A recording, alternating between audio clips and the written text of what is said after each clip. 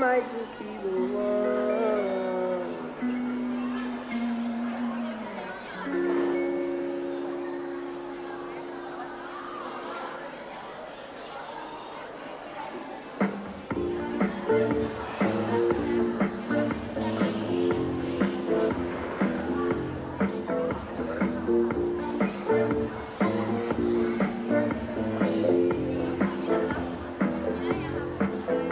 I was closing all the blinds just so you could sleep the night through.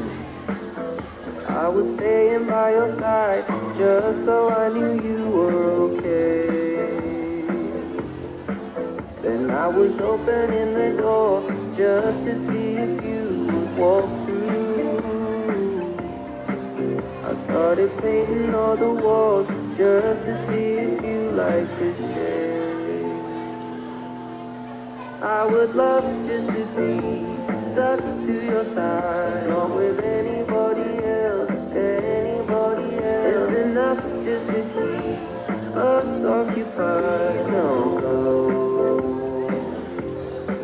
I would love just to be stuck to your side, not with anybody else, anybody else. It's enough just to keep us occupied, no. Holding out your hand, hoping I'll be there to hold you. I went out to Amsterdam just so I could give you some space. But I kept opening my door just to see if you would walk through. But now I'm painting on my walls just to see if you like the shade. I would love just to be stuck to your side, not with anybody else, anybody else. It's enough just to keep us occupied, no. I would love just to be stuck to your side, not with anybody else, anybody else. It's enough just to keep us occupied, no.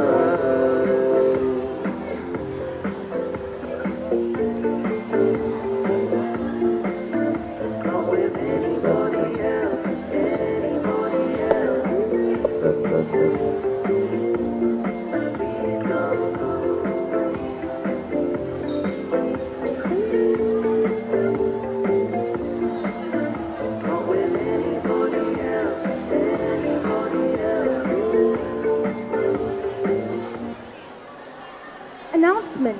May we request all the kindergarten home recitation finalists to please sit at the designated area for contestants.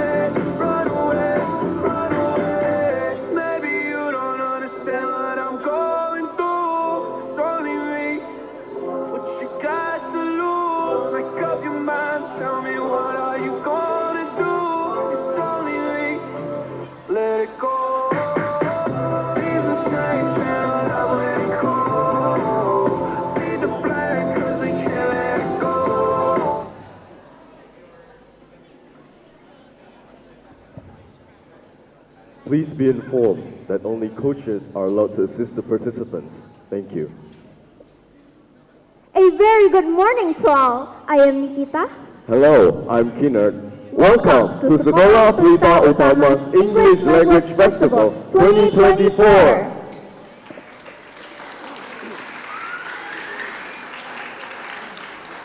It is with a great privilege and pleasure for us to have a big event like this and to celebrate it together with all of you.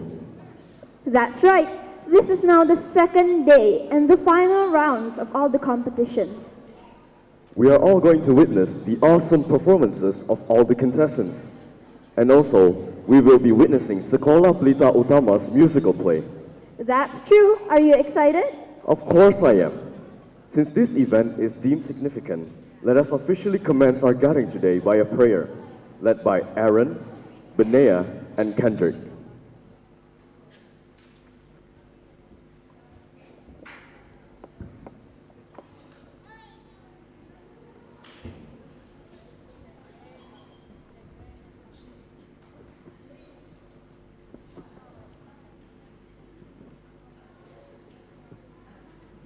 Before we begin, let's pray. Dear Heavenly Father, as we gather for the second day of English Fest, we've come before you with hearts full of gratitude. We thank you for all that we have received during this event, knowing that it is by your grace and guidance that we've been able to come this far. We're grateful for the knowledge and insights gained, the friendships formed, and the experience that have enriched our lives. We have recognized that all of these blessings are ultimately from you, and we give thanks for your abundant provision. Lord Jesus, we desire to honor you in all that we do. We acknowledge that the skills we have developed and the connection that we have made can be used to spread your love and message to the world. We commit ourselves to be instrument of your peace and understanding, using the English language as a tool for good. May this lesson learned and the relationship built in the English Fest continue to glorify your name in all our endeavors. We offer the thanks to you and dedicate our future actions to you. In Jesus' name, we express our gratitude and dedication. Amen.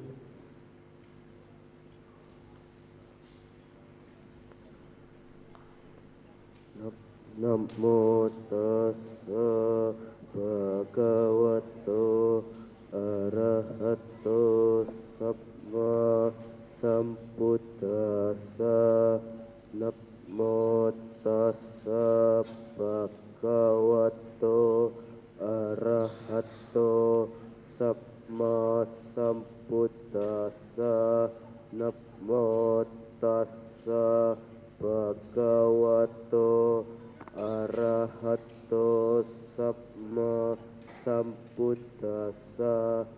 Sappitiyo viwajantu sabbaroko vinasattu mate bhavatwantarayo sukiti kayuko bhava apiwadana silisa nikang udapacaino cattaro dhamma wadanti ayuwatno sukang balang. Homage to him, the blessed one, the excellent one, the fully enlightened one. Homage to him, the blessed one, the excellent one, the fully enlightened one. Homage to him, the blessed one, the excellent one, the fully enlightened one. May you be free from all calamities. May you be free from all diseases. Hopefully no obstacles will befall you. May you always be happy and live long. He is always polite and respectful to the older ones. The Dhamma of four things will develop in him: long life, good looks, happiness and strength. Hopefully this final English class event can run well. Hopefully this knowledge gain will be useful, beneficial for oneself, one family, and abundant blessings of goodness to all beings. Sabbe satta bhavantu sukhitatta. May all be happy. Sattu, sattu, sattu.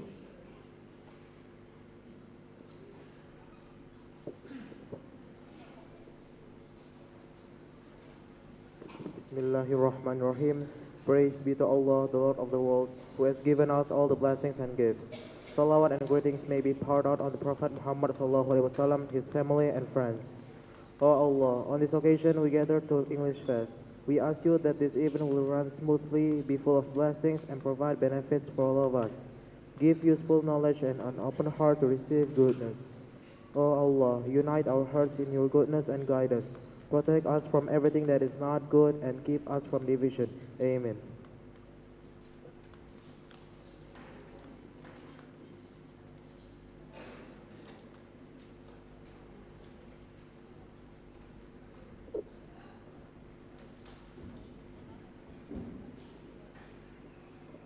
May we request everyone to please stand for the singing of the Indonesia Raya, to be led by Miss Elfie.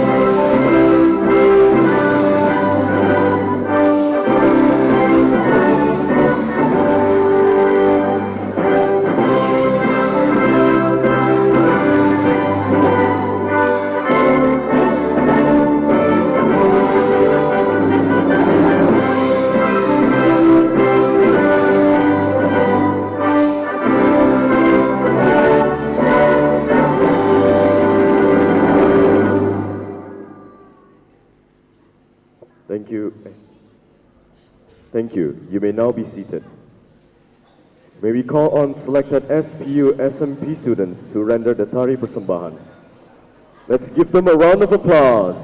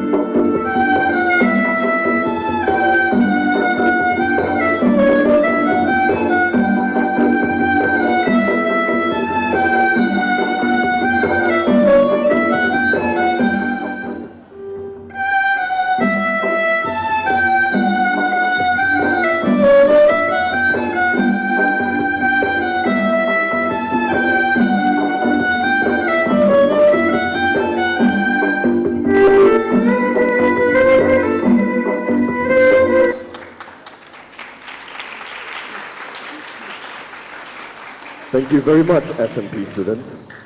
At this point, we shall give due recognition and thanks to the following people in making this event possible. That's right. To Ibu Lili, the headmistress of Sekolah Pelita Utama, Mr. Maizan Jabar, the school director, Ms. Vivid Puspitasari, the HR manager, management and staff of SPU, principals of TK, SD, SMP and SMA department of Sekolah Pelita Utama, expatriate and local teachers, coaches, participants, or finalists, parents, friends, spectators. Thank you for being here to make this event more meaningful. To all the participating schools, coaches, and participants, it is with great pleasure that we welcome you to our English Fest 2024.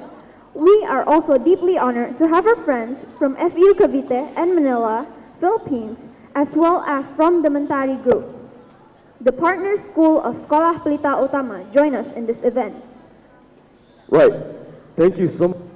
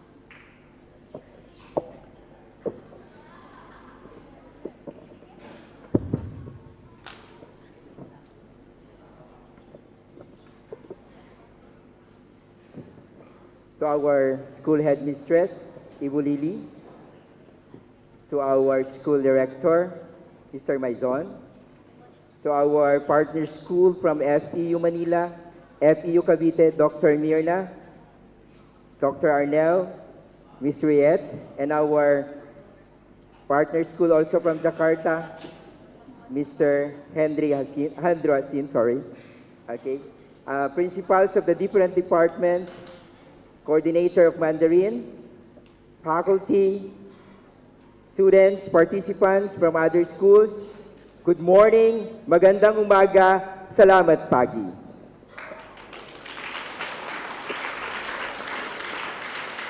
Today is the 8th founding anniversary of our school, and one of the highlights each year is the English Fest. We are currently in Season 5 of accomplishing and organizing various English language competitions, including storytelling, declamation, impromptu speaking, and poem recitation. Our students have participated in various events with great zeal. But what matters most is everyone's support as we celebrate as one family and community, regardless of the competition's outcome. The efforts of each participant and their teachers are also being acknowledged. With great pleasure, I can say that today's competition reflects our school's goal, which include promoting the value of English language and exhibiting friendship and togetherness. In addition, I want to wish the best of luck to all the participants. You are all winners for showing your talent, your courage, your self-assurance in front of the crowd, and gratitude for your efforts are all positive signs that you are having significant influence in inspiring and encouraging other students to show their skills to others. Lastly, I would like to express my gratitude to our school headmistress for her unwavering support for our school-related activities, as well as to our academic partners, FEU Manila and FEU Cavite, Dr. Mirna, Dr. Arnel, and Ms. Riet, for their love and support, not only as our partners, but a member of the SPU family. We also thank Mr. Hendro for the Mentari Group for accepting our invitation despite his busy schedule. And all the teachers, committee members, and students who are main source of our motivation to make this event a success. Once again, good morning. Good luck to all the participants. God bless SPU.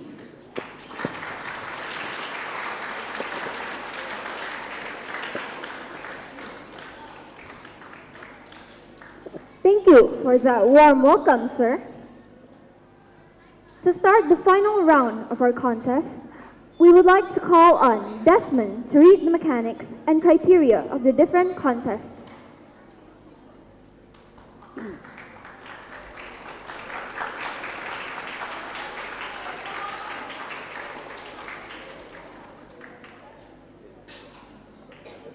Good morning. Here are the poem recitation contest mechanics for TK2. 1. The poem recitation contest is open to all schools in Batam and other provinces. 2. Each school may send 2 representatives from kindergarten 2 to compete in the poem recitation contest. 3. Participants must use the poem piece given by the host school. 4. The contestants shall memorize the piece and perform on the day of the event. 5. There will be 2 rounds, the elimination round and the final round. The elimination round will be on October 31, 2024, and the final round will be on November 1, 2024. 6. During the elimination round, contestants can wear costumes, but props will not be allowed. Props will only be allowed during the final round. 7. The contestants will perform on the same platform or designated area. They may perform from any position within the designated area and are not limited to stand at the podium or lectern. 8. The contestant will pick his or her number through drawlets during the technical meeting, and their number will indicate the contestant sequence of order in the contest. 9. The participants shall be judged based on the following criteria in this competition. Presentation, including eye contact, facial expression, body movements, or hand gestures, 40%. Manner of delivery, loudness or softness of voice, enunciation, pacing, 30%. Mastery, memorization of the whole piece, 30%. And the total score is 100%. 10. 5 contestants will be chosen to compete in the final round. 11. The Board of Judges' decision will be considered final and irrevocable.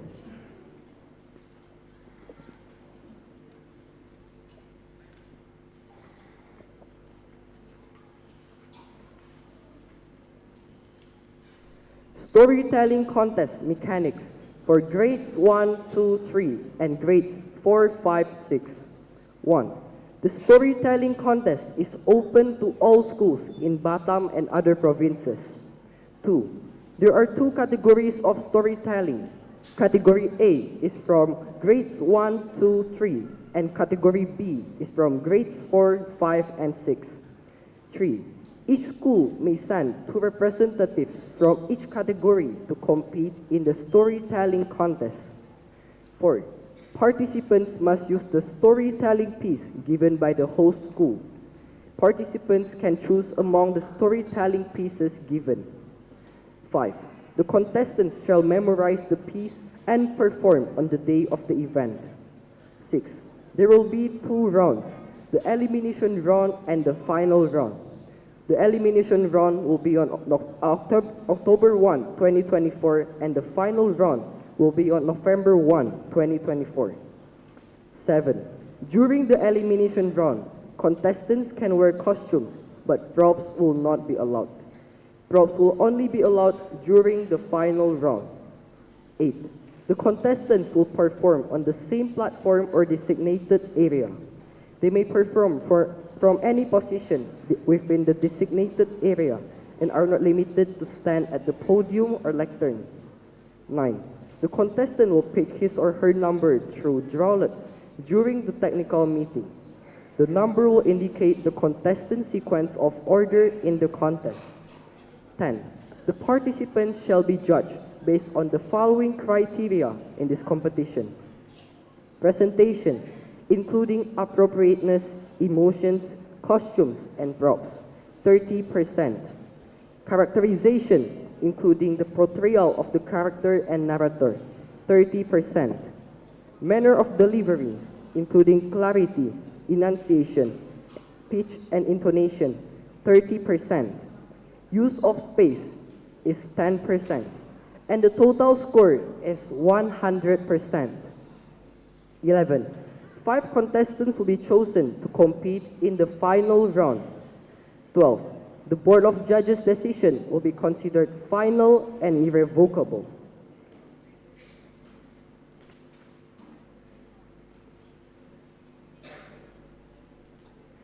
Declamation contest mechanics for SMP. 1. The declamation contest is open to all schools in Batam and other provinces. 2. Each school may send 2 representatives from SMP 1 through 3 to compete in the declamation contest. 3. Participants must use the declamation piece given by the host school. 4. The contestants shall memorize the piece and perform on the day of the event. 5. There will be 2 rounds, the elimination round and the final round.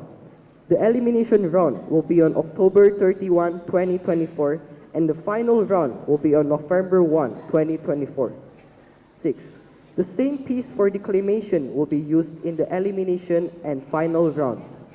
7. Contestants can wear costumes, but props will not be allowed.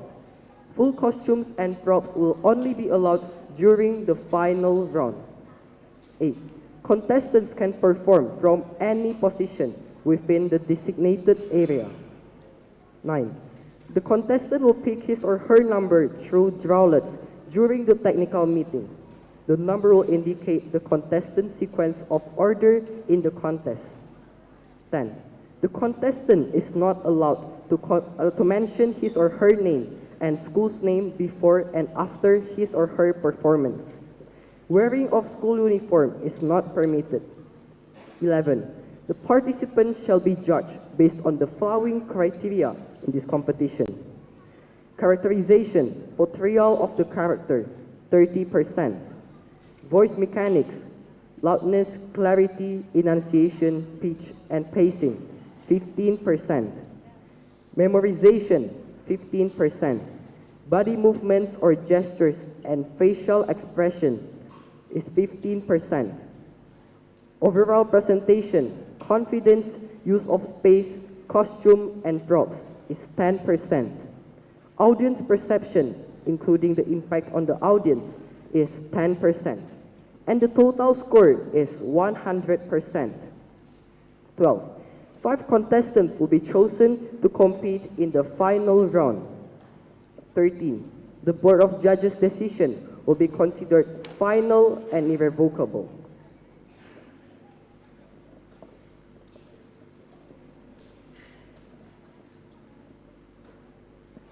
Speech contest mechanics for SMA or SMK.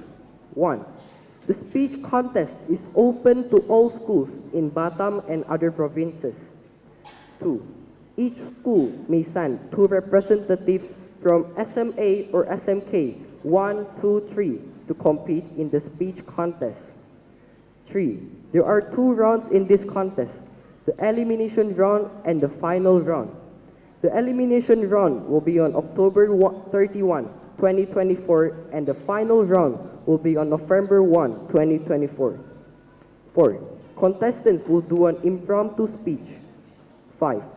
Each contestant will be called and will pick a number. The picked number has a corresponding topic. 6. The contestant will be given 1 minute or 60 seconds to think and analyze the topic. 7. A bell will ring indicating that the time of thinking is over. Then the speech should be delivered. 8. The contestant will be given 5 minutes to deliver, expound, and interpret or analyze the topic. 9. The bell will ring again after 5 minutes to warn the contestant that the time is up.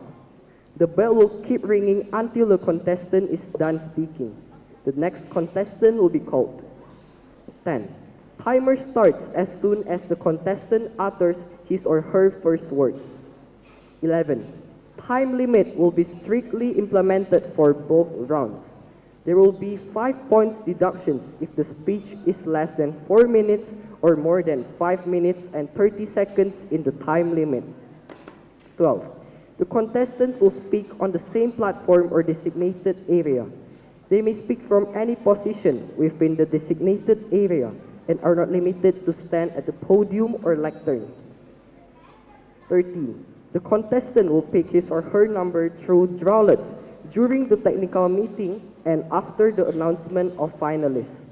The number will indicate the contestant sequence of order in the contest. 14. The participants shall be judged based on the following criteria in this competition. Content, relevance to the topic, is 30%. Manner of delivery, clarity, enunciation, pitch, intonation, and pacing is 30%. Organization, logical, coherence, and cohesion is 20%. Overall presentation, including confidence, nonverbal cues, and time, is 10%. Audience perception, impact on the audience, is 10%. And the total score is 100%. 15. 5 contestants will be chosen to compete in the final round. 16. The Board of Judges' decision will be considered final and irrevocable. Thank you.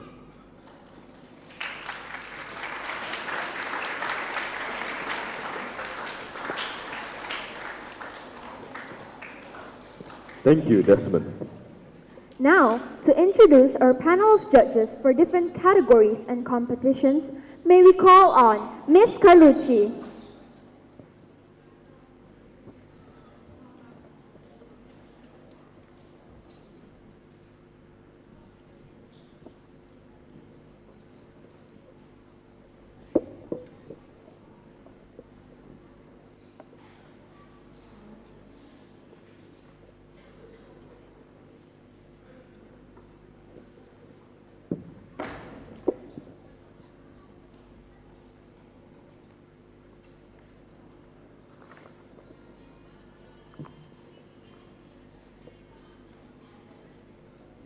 To ensure fairness and excellence in our final round, we have assembled panel of judges whose knowledge, experience, and passion for all things English are truly commendable. Let me introduce our panel of distinguished judges. He is a dedicated education professional with over 15 years of experience in education and business sectors. As the director of Mintari Academy and a head of product group Asa Publishing, he plays a pivotal role in shaping policies and managing the strategic direction of the organization. His work emphasizes delivering high-quality education and fostering the professional growth of educators. He holds a master's in business administration from Universitas Prasetya Mulia and a Bachelor of Communication from Universitas Esa Unggul, which have equipped him with the skills to collaborate closely with various schools. Through tailored consulting services, he addresses diverse needs and challenges in school management, empowering institutions to transform and thrive in a competitive landscape.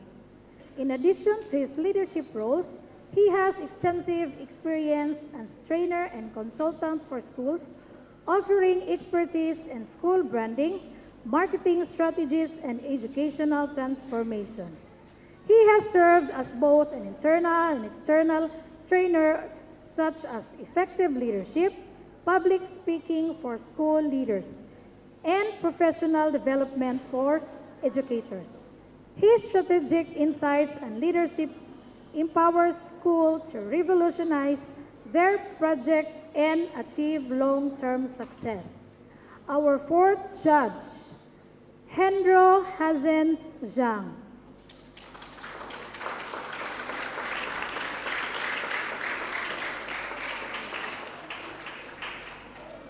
She graduated from UP Diliman College of Education and completed her Master's in Education, majoring in Measurement and Evaluation at Miriam College in Quezon City. Currently, she is pursuing her doctorate in education, majoring in Educational Leadership and Management at Taylor's University in Malaysia. She taught science, health, technology, and STEM education to primary school and middle school from 2003 to 2016. She served as the subject area supervisor in science, math, and technology at Miriam College Grade School and Lower School from 2008 to 2015. In 2017, she joined FEU Cavite as the director of the Basic Education Department and is now the executive director for FEU Basic Education. She has been invited as a resource speaker on topics such as test construction, educational technology, STEM education, and 21st century learning. Our third judge, Ms. Rayet S. Paunan.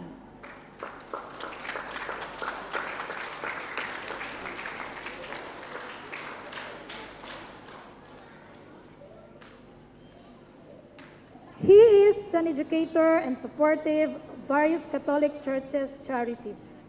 As an academic, he has been a teacher and dean of student affairs of La Consolacion College, Manila, and is currently the director of the Graduate Studies Office and chairperson of the Tenure Track Committee of Far Eastern University.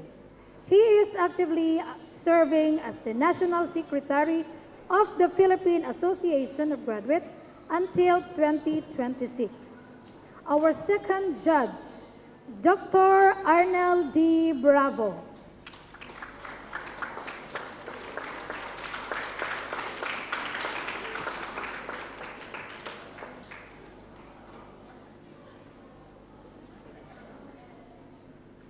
She is a BS Biology graduate from the College of Holy Spirit, Manila.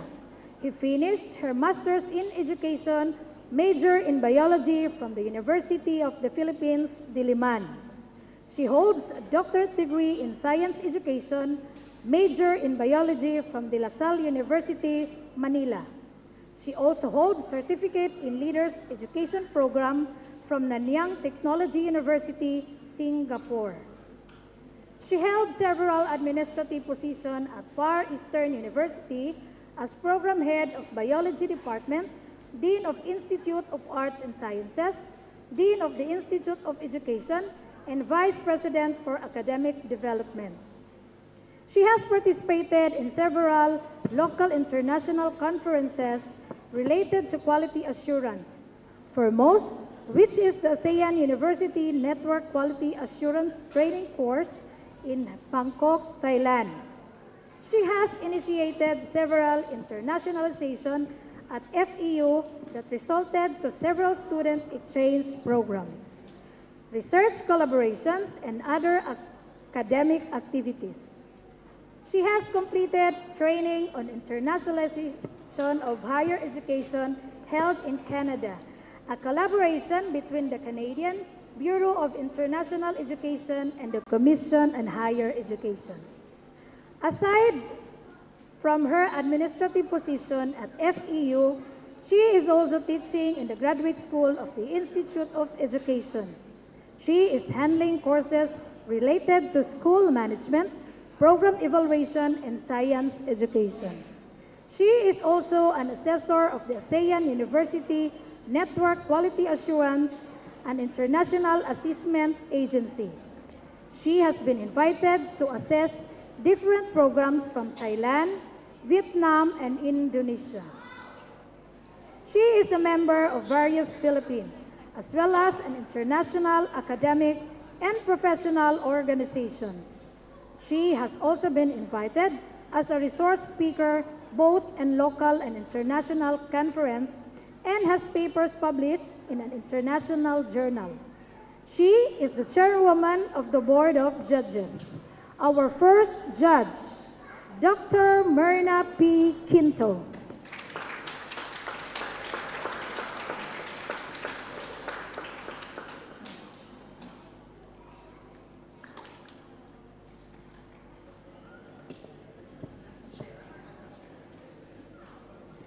Their expertise, discernment, and passion for the English language will undoubtedly make this final round an unforgettable experience for all.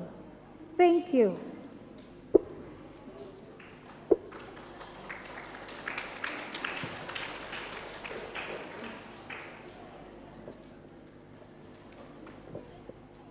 Thank you, Ms. Carlucci. We will now begin the final round of our competition. To our contestants, are you ready? This is the Kindergarten Poem Recitation Contest, final round. May we call on contestant number 1. Please come up on stage.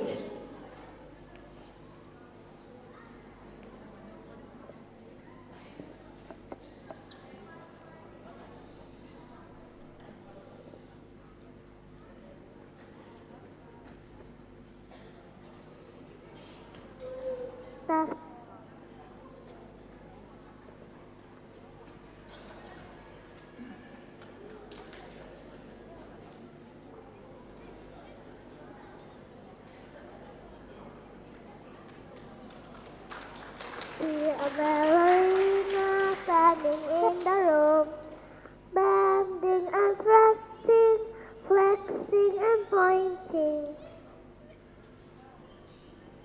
Good morning, everyone. Today I will present poem entitled All of Me. Are you ready to listen? Are you ready to listen? Okay, here we go. All of Me by Jessica McDonald. All of me. My hands are for clapping. My arms can hug it tight. My fingers can snap or can turn out the light. My legs are for jumping. My eyes help me see.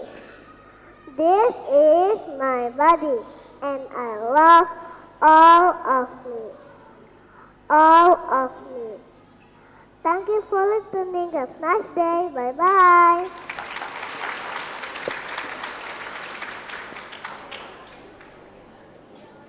Let's give a round of applause to contestant number 1. Thank you. May we call on contestant number 2. Please come up on stage.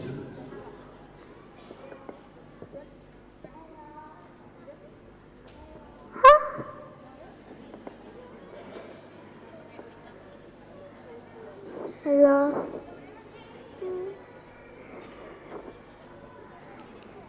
I get it. Ow.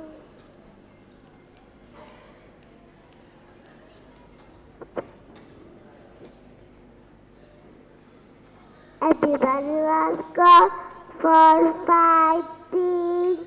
Ha! Ha! Ha! Ha! Ha!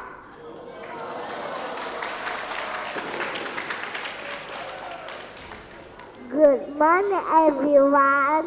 Today, I want to recite the poem with the title All of Me by Jessica McDonald. Are you ready to listen?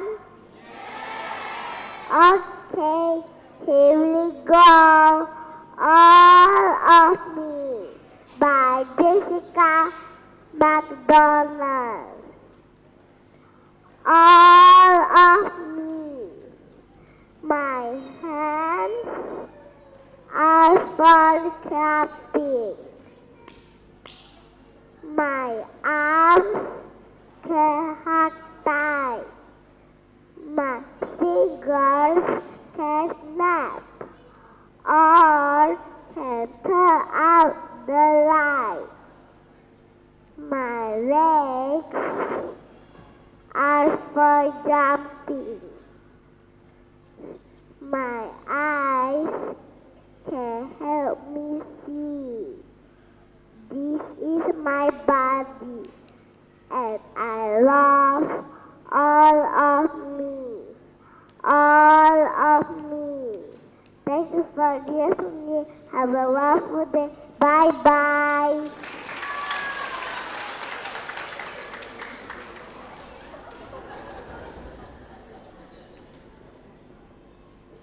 Let's give a round of applause for contestant number 2. Thank you. May we call on contestant number 3. Please come up on stage.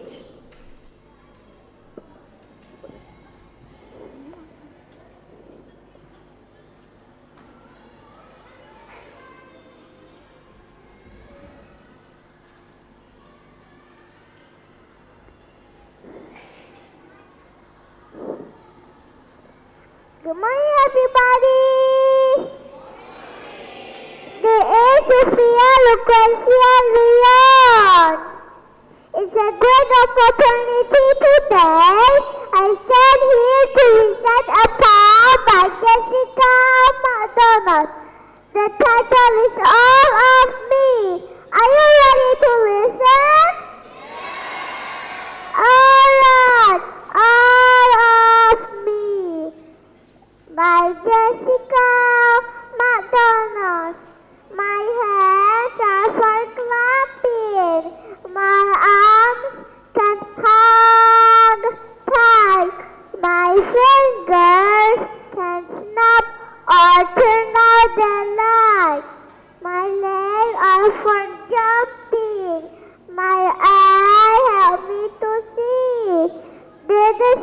my body and I love all of me.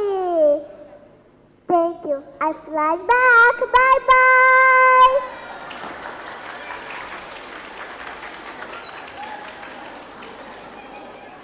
Let's give a round of applause to contestant number 3. Thank you. May we call on contestant number 4. Please come up on stage.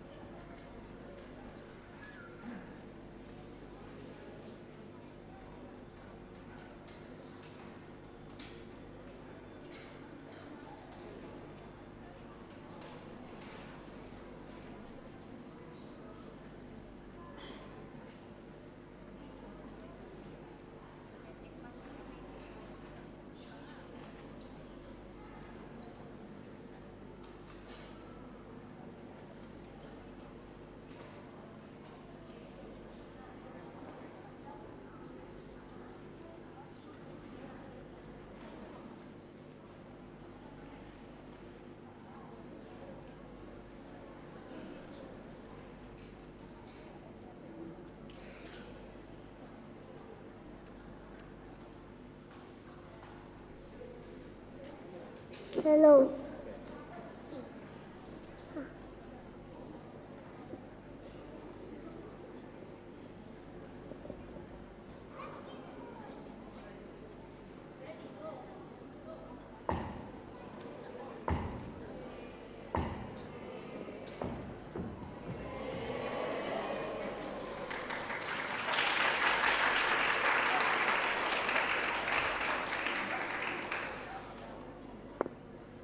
Hello everyone. Today I will going to recite the poem with the title All of Me. Are you ready to listen? Okay. All of Me by Jessica McDonald. My hands are for clapping. My arms can hand tie. My fingers can snap or can turn out the light. My legs are for jumping. My eyes can help me see. This is my body, and I love all of me. All of me. Thank you and bye-bye.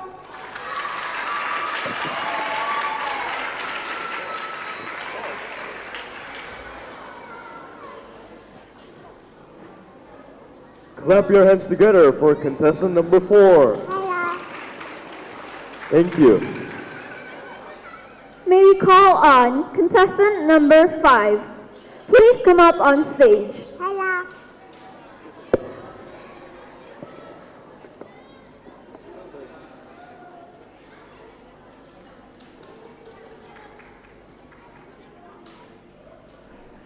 Let's get physical.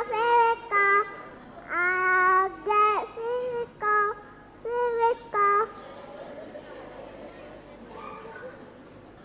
Hi friends.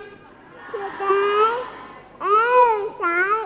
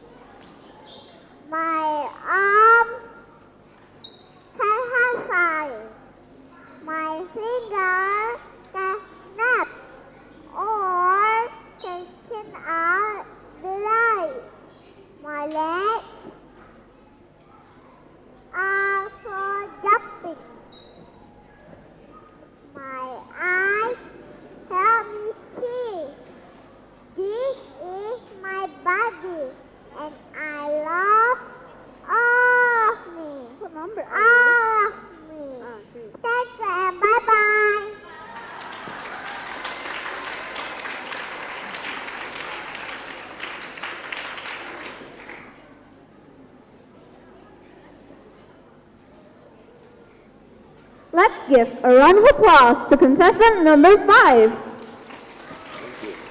Thank you. They're so cute and adorable.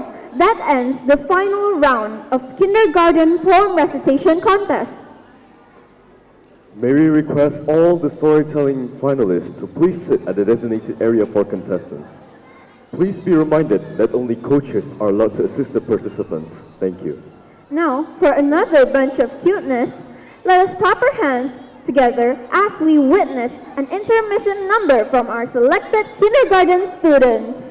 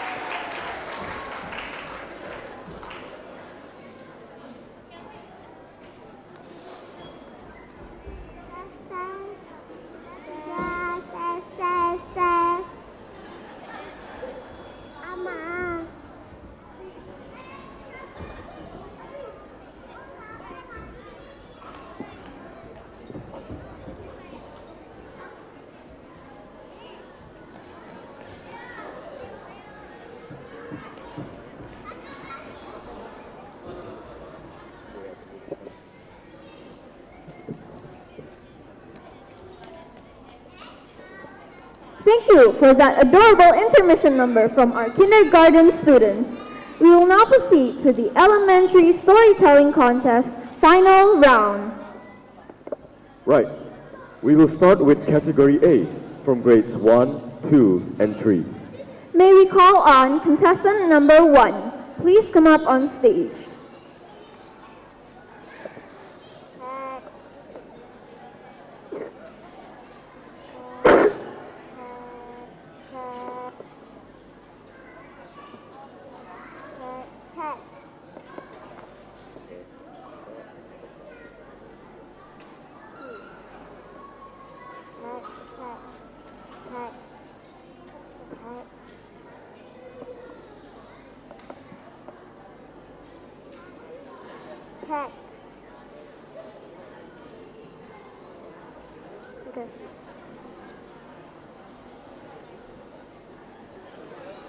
Yes, all.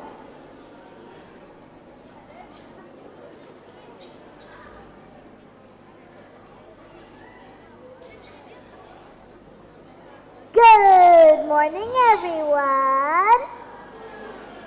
Today, I will tell you a story about the monkey and the cat. Once upon a time, a cat and a monkey lived as pets in the same house. They were great friends and were constantly in all sorts of mischief together. What they seemed to think more than anything else was to get something to eat. Yum, yum, yum, yum. And that did not matter much to them how they got it.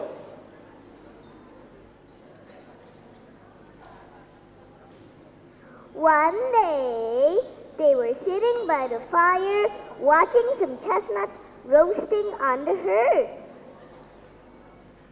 How to get them was the question. I would gladly get them, said the cunning monkey. But you are much more skillful at such things than I am. Pull them out, and I'll divide them between us. Pussy searched out her paw very carefully, pushed aside some of the cinders, and drew her paw back very quickly.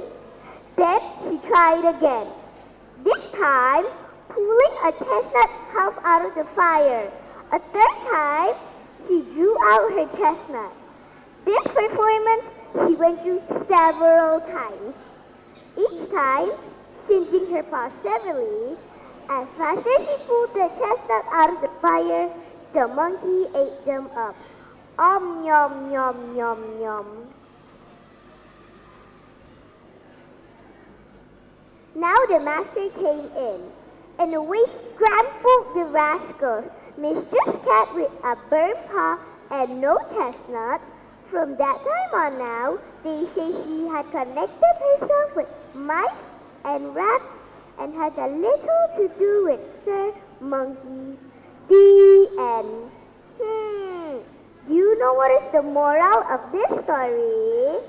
The moral of this story is, the flatterer seeks some benefit at your expense. Thank you. Goodbye. Have a nice day.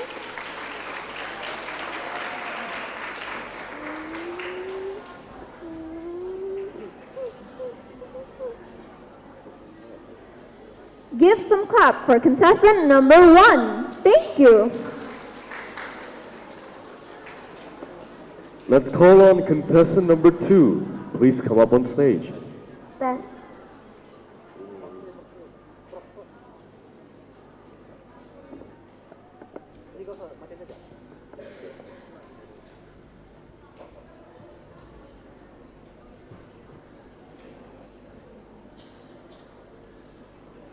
Yeah.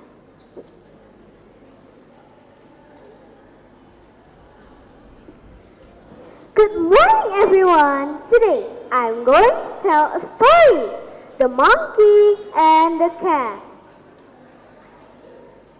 Once upon a time, a cat and a monkey lived as pets in the same house.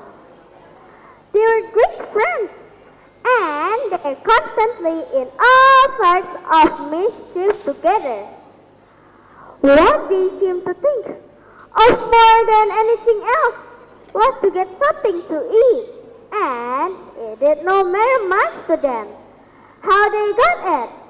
One day, they were sitting by the fire, watching some chestnuts roasting on the hearth. How to get them was the question. I will gladly get them, ha ha ha ha, said the cunning monkey. But you are much more skillful at such things than I am. Pull that out and I divide them between us. So Pussy stretched out her paw very carefully, pushed aside some of the cinders, and drew back her paw very quickly. Then she tried it again, this time pulling a chestnut half out of the fire. A third time, and she drew out the chestnut. This performance she went through several times, each time changing her paw severely. As fast as she pulled the chestnuts out of the fire, the monkey ate them up. Now the master came in, and we scampered the rascals. Mistress said the bird paw and no chestnut. From that time on, they say, she contented herself with mice and rats and had little to do with Sir Monkey. Everyone, the moral of the story is the veteran seeks some benefit at your expense. Thank you.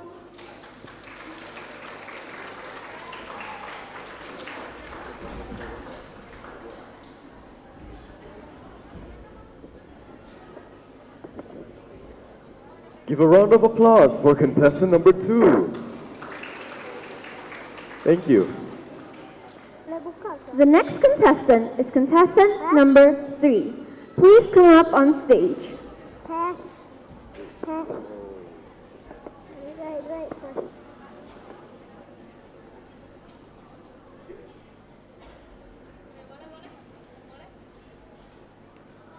No? No?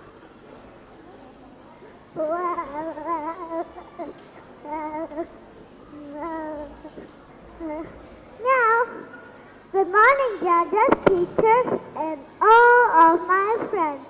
Today, I'm gonna tell you the story about the monkey and the cat. Once upon a time, a cat and a monkey lived best friends in the same house. They were great friends and were constantly at mischief together. What they seemed to think of more than anything else was to get something to eat. And it did not matter much to them how they got it. One day, they were sitting by the fire, watching some chestnut roasting on the hearth. How to get them was the question. I will gladly get them, said the cunning monkey, but you are much more skillful than I am. Pull them out, and I'll divide it between us. Pussy scratched her paw very carefully, pushed aside some of the cinders, and drew back the paw very quickly. Ow! Then she tried again, this time pulling a chestnut half of the fire. A third time, she dropped the chestnut. This performance she went through several times, each time changing her paws. First she drew the chestnut out of the fire. The monkey ate them up.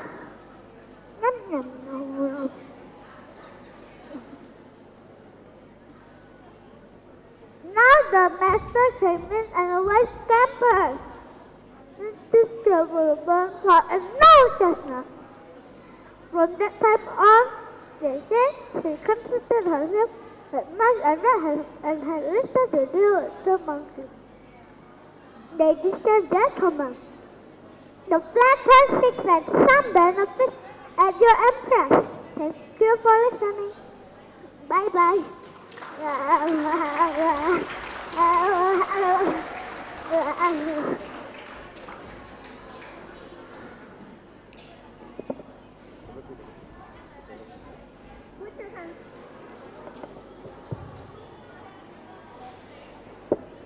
Put your hands together for contestant number 3. Thank you. Please come up on stage, contestant number 4.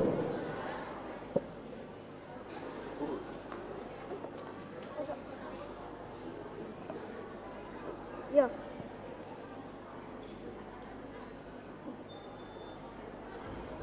Good morning, everyone. Today I'm going to tell you a story called The Frog Who Wished for a King. The frogs were tired of governing themselves. They had so much freedom that it spoiled them, and they did nothing but sit around croaking in a bored manner. Ribbit. I forgot.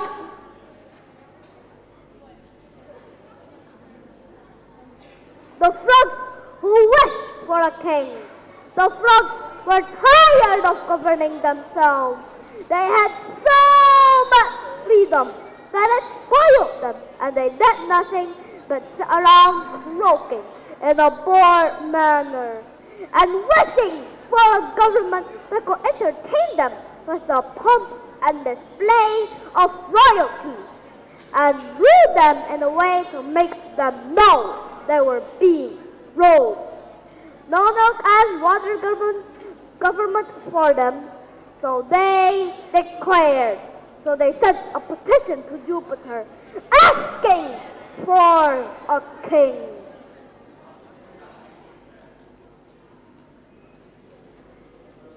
Jupiter saw what simple and foolish creatures they were, but to keep them quiet and to make them think they had a king, he threw down a huge rock which fell to the water with a great splash. The frogs hid themselves in the reeds and grasses, thinking the new king would be some fearful giant. Ribbit. But they soon discovered how tame and peaceable King Look was. In a short time, the younger frogs were using him as a diving platform, splash, while the older frogs were using him as a meeting place, where they complained loudly to Jupiter about the government.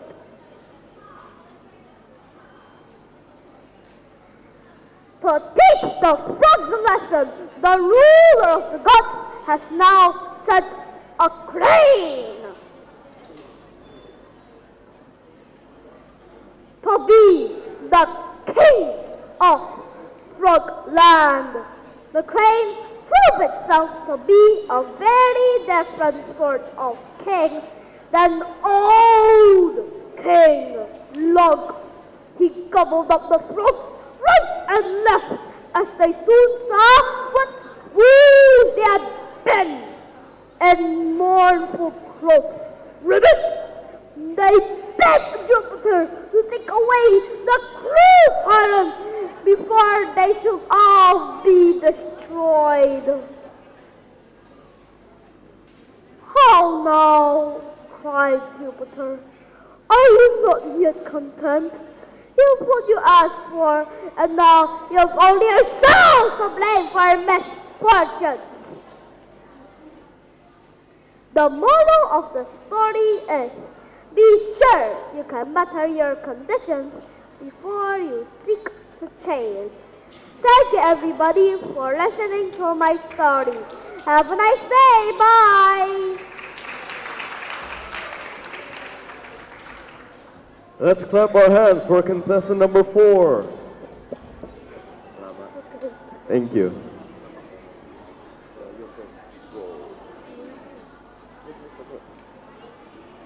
May we call on contestant number 5.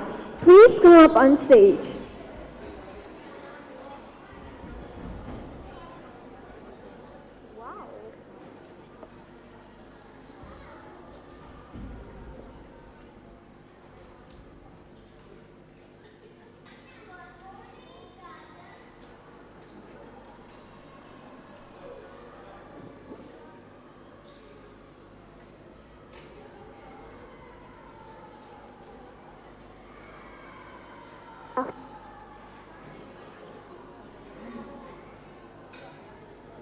This.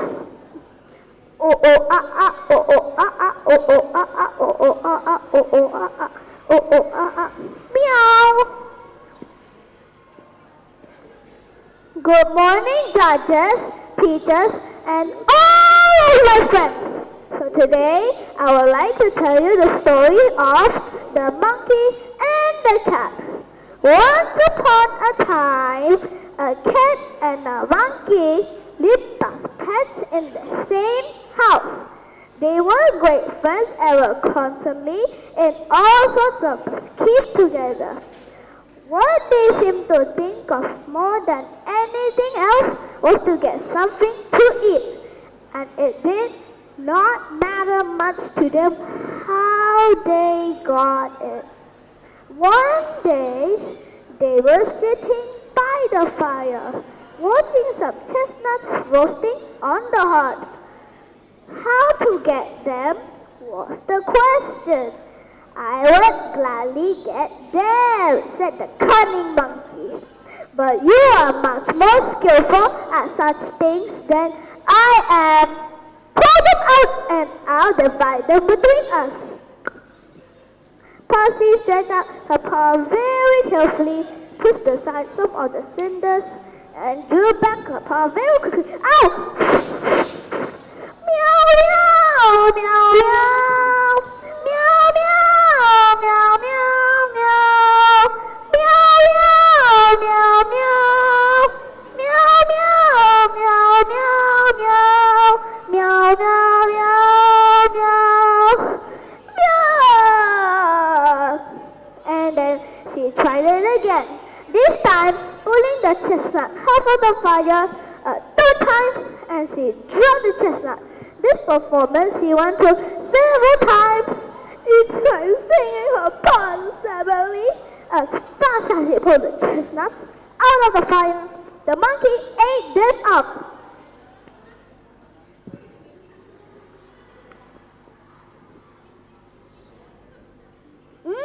So yummy! Now the master came in, and away scampered the rascals, Mrs. Cat with a burnt paw and no chestnuts. From that time on, they say, she contented herself with mice and rats, and had a little to do with the monkey. Ladies and gentlemen, the flatterer seeks some benefit at your expense. Thank you for listening, and goodbye. Oh oh ah ah oh oh ah ah oh oh ah ah oh ah ah oh oh ah ah oh oh ah ah.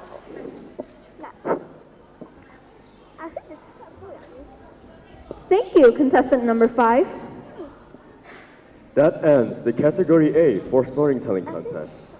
We will now proceed to Category B from grades 4, 5, and 6. Let's start with contestant number 1. Please come up on stage.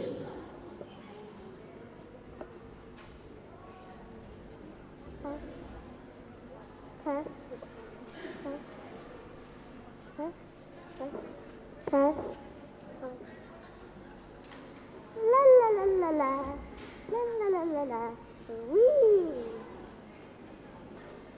Good morning, judges, teachers, parents, and all of my friends.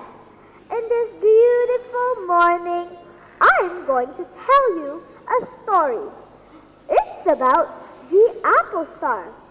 Have you heard that story before, friends? Okay, I tell you, and please listen to me carefully. The apple star. There was once a young apple tree who would gaze up into the evening sky and admire all the beautiful twinkling stars above. How she wished she could have one of those shining stars of her own. One night, I, the star fairy, decided to grant this little apple tree one wish. Immediately, the tree wished to have a star of her own. I promise, if the little apple tree worked hard and grew to be strong, full of red ripe apples, her wish will be granted. The little apple tree tried her very hardest. On sunny days, she lifted her branches into the sunshine.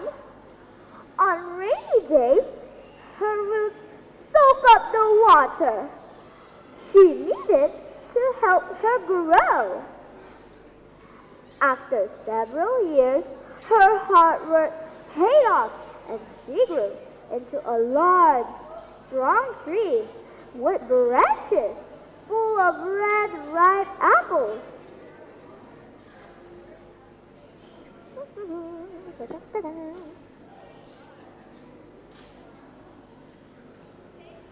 She waited and waited for the star fairy's visit so she can sow her efforts and be granted her wish. When I finally returned, the little apple tree soaked her branches, sowing all of her beautiful apples.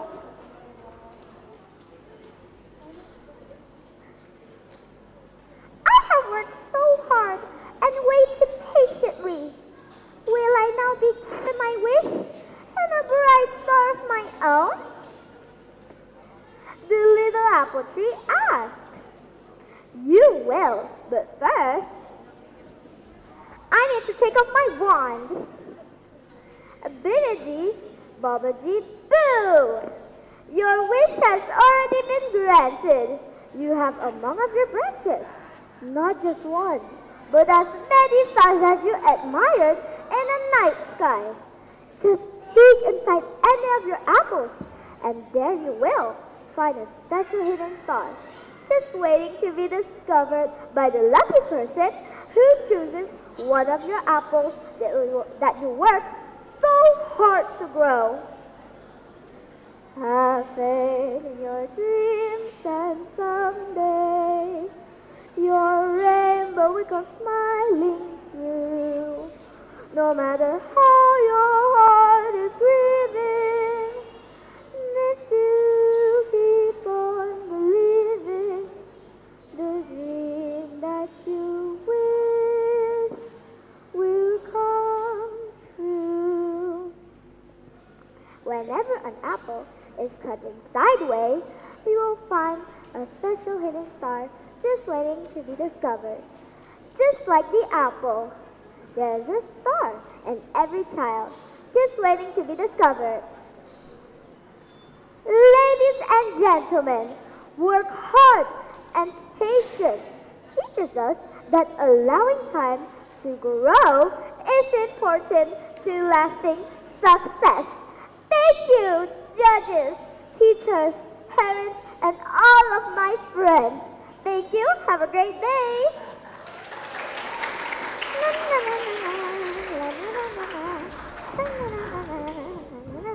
Thank you, contestant number 1. Let's call on contestant number 2. Please come up on stage.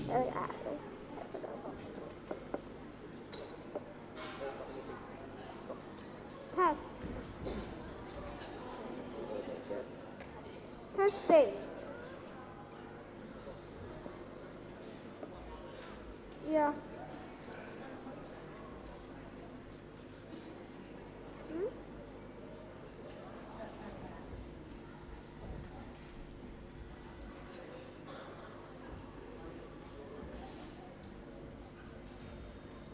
Hello everyone.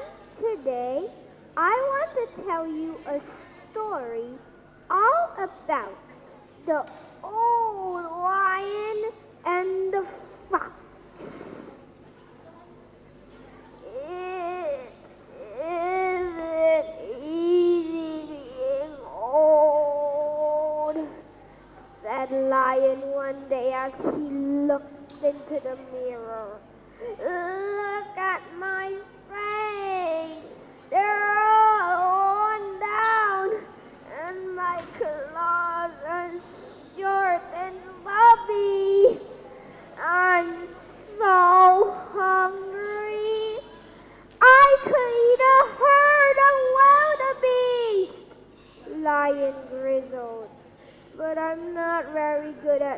hunting these days. I'm too slow. I need to think of an easy way to catch my dinner. Then he had an idea. If I can't get to my dinner, I'll make my dinner come to me. I'll pretend that I'm sick and all the animals will feel sorry for me. They'll come to visit, and as soon as they do, I'll gobble them up. Lion put his plan to work straight away. He settled himself in his bed, put on his twirly face, and let out a sorrowful growl. Oh, it's me! Oh, it's me! I'm very as sick can be! He groaned. Bird came in flitting by. Ooh, poor lion! You look very skinny, he said. That's because I'm poorly and I haven't felt like eating, Lion said. Let me check your temperature, chirped Bird, and she hopped inside of Lion's jaws with her thermometer. Then Lion stabbed her! Grrr! Grrr! Snap! And put her in his dinner sack. Birds are very filling, said Lion. Let's see what else I can catch. He put on his poorly face again and let out another sorrowful growl. Oh, it's me! Oh, it's me! I'm fat and sick can be! Monkey jumped down from a tree to help. What's wrong with you, Lion? He asked. I feel weak and wobbly, Lion fibbed. Well, you're looking a bit skinny. Let me look at your tongue, said Monkey kindly. He peered inside of Lion's jaws. Then Lion stabbed him! Grrr! Snap! And put him in his dinner sack. There isn't much meat on a monkey, grizzled Lion. I'll have to keep trying. I need one more creature. Something bigger, I hope.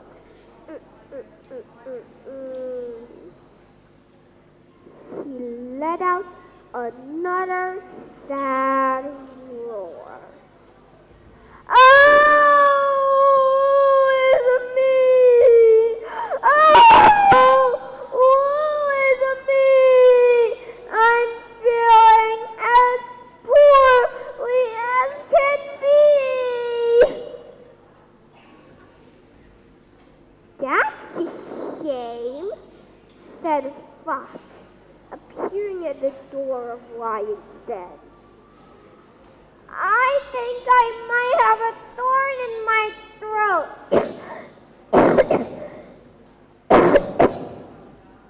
grizzled Lion.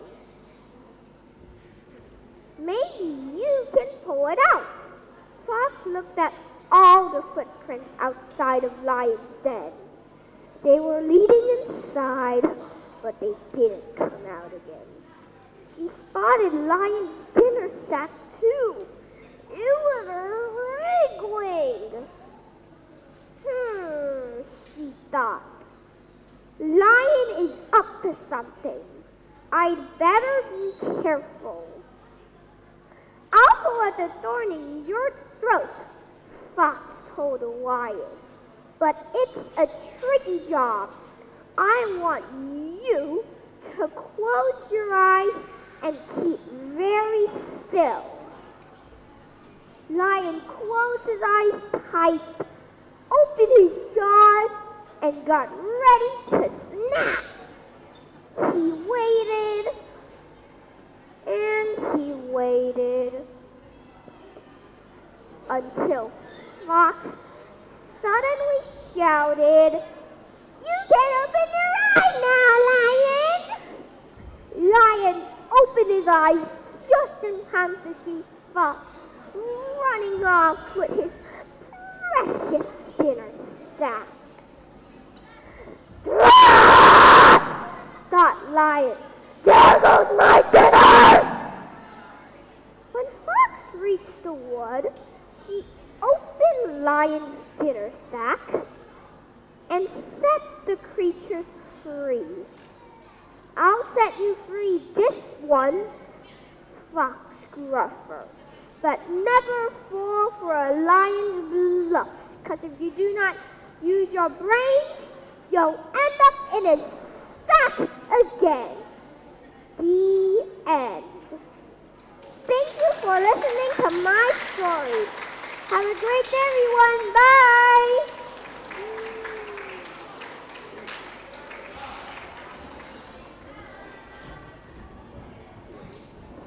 Thank you, contestant number 2.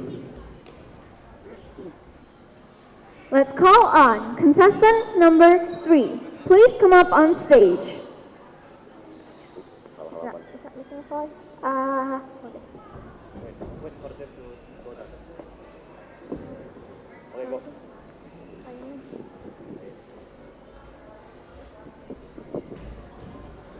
Good morning, judges, teachers, and all my friends. In this beautiful morning, I'm going to tell a story about the old lion and the fox. Have you ever heard of this story before? Okay, so let me tell you, and please listen carefully. "Oh, isn't easy old," said Lion one day as he looked in the mirror. "Oh, look at my fangs. They're all worn down, and my clothes, oh, are short and stubby. Oh no, I'm so hungry. I could herd of wild beasts, but I'm not very good at hunting these days. I'm too slow. I need to think of an easy way to catch my dinner." Lion thinks and thinks till he got an idea. "If I can get my dinner, everybody comes to me. I'll bring around steak, and all the animals will come to me. And as soon as they come to visit, I'll gobble them up." He settled himself in the sand and put on a poorly face to let out a soulful growl. "Oh, woe is me!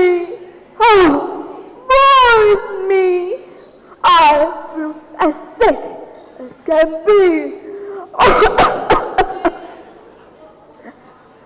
A very completed by him.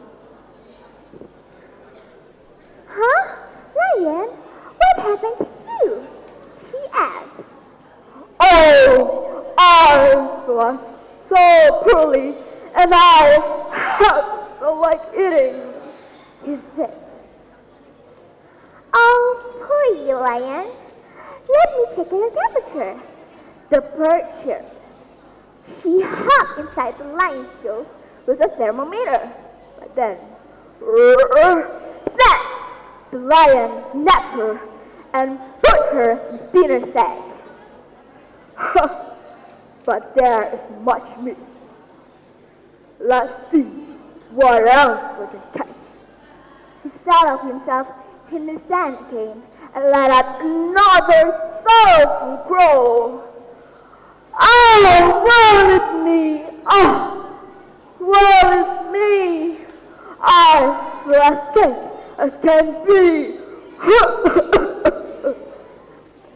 A monkey jumped down from the tree to help.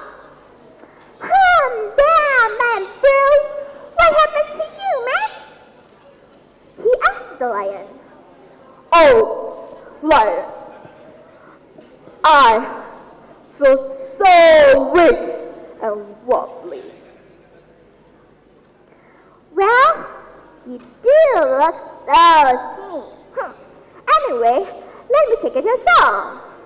The monkey peered inside the lion and snap!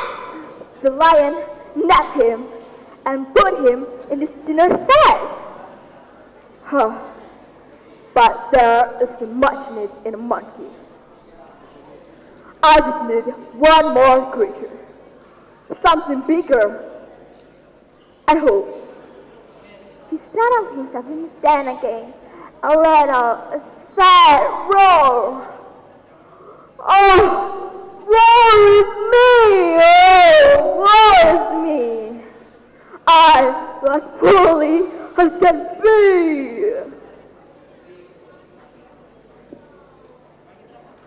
Well, that's the shame. A fox came appearing in front of the lion's den. I think I might have a thorn in my throat, he said. Maybe we can pull it out, the fox said. She looked at all the footprints leading inside the lion's den, but they never come out again. She thought. Lion is up to something. I better be careful. I can help you to pull out the thorn from your throat, she said to the lion. But it's a tricky job. I need you to close your eyes and keep very still. The lion closed his eyes tight and opened his jaws, getting ready to snap. The lion waited and he waited till the fox shouted.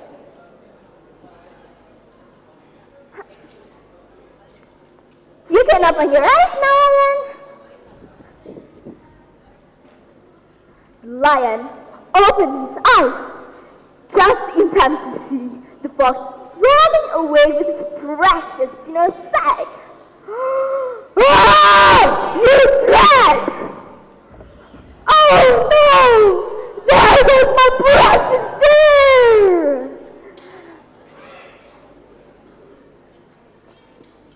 The fox reached to it. She opened the lion's dinner sack and set the creature free.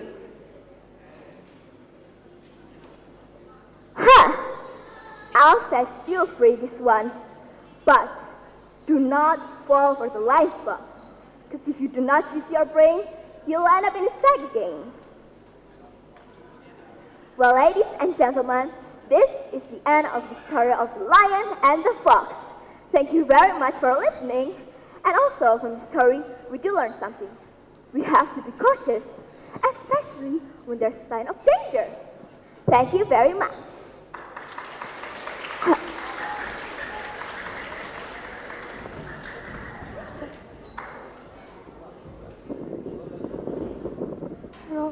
Hello. Thank you, contestant number 3. Next, may we call on contestant number 4. Please come up on stage. Hello. Oh my God. Test.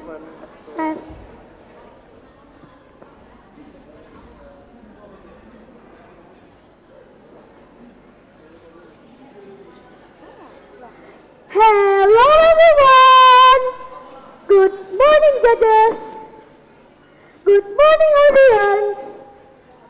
I I hope you are good and great today, because on this special day, I want to tell you guys a story about the apple star. Are you ready? The apple star. There was once a young apple tree who gazed up into the evening sky and admired all the beautiful twinkling stars above. Twinkle, twinkle, little star, how I wonder what you are. Up above the world so high, like a diamond in the sky. How she wished she could have one of those shining stars of her own. One night, a star fairy decided to grant this little tree one wish. Immediately, the apple tree wished to have a star of her own. The fairy promised that if the apple tree worked hard and grew to be strong and full of red apples, her wish would be granted. The little apple tree tried her very hardest. On sunny days, she lifted her branches into the sunshine. On rainy days, her roots soaked up the water she needed to help her grow. After several years, her hard work paid off, and she grew into a large, strong tree with branches full of ripe red apples. Iya. Kayak gitu aja sih. Iya, 1, 2, 3, 4.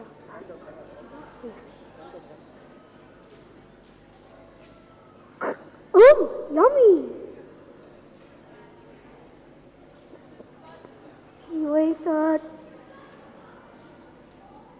and waited for the star baby to visit so that she could show her efforts and be granted her wish. When the fairy finally returned, the tree took up her branches, showing off all her beautiful apples. I have worked so hard and waited patiently. Will I not be given my wish and a bright star of my own? The apple tree asked. Your wish has already been granted. You now have among your branches not just one, but as many stars as you've admired in the night sky. Just pick inside any one of your apples, and there you'll find a special hidden star. It is ready to be discovered by the lucky person who chooses one of the apples you worked so hard to grow, said the star fairy. Whenever an apple is cut in half sideways, and there you'll find a star very deep within, just waiting to be discovered. And just like the apple, there's a star in every child, just waiting to be discovered.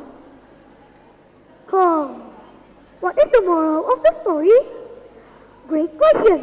The moral of the story is, we all have a star inside us, but the need is to work hard and discover our hidden star. The end. Thank you for listening to my story. See you next time. Bye-bye.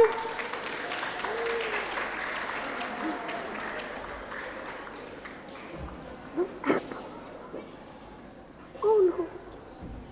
Thank you, contestant number 4.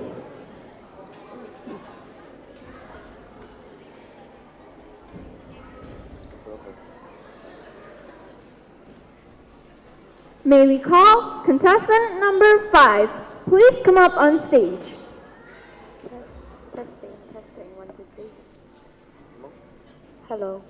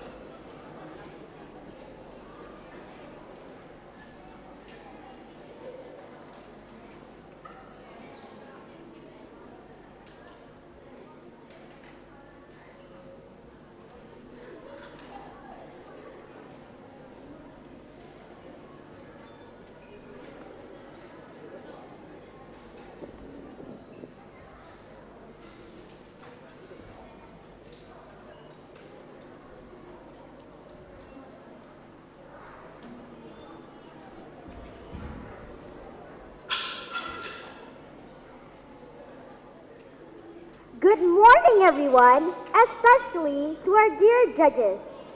Today, I am back to tell you a story. The Oak Tree and the Reeds.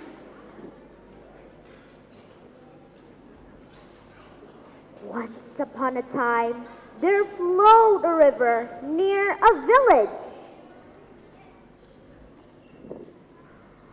An old oak tree stands on the bank of that river.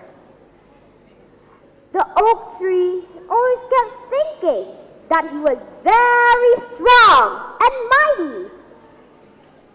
The oak tree was very tall and could see at a far distance. He thought that the wind could not harm him as he was too intense. The stem of the oak tree was very strong and would not bend or break with the intense wind. The oak tree used to think. There were many bushes of reeds under the shade of the big old oak tree.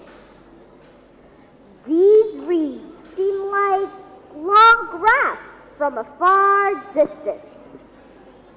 One day, the oak tree said to the reeds,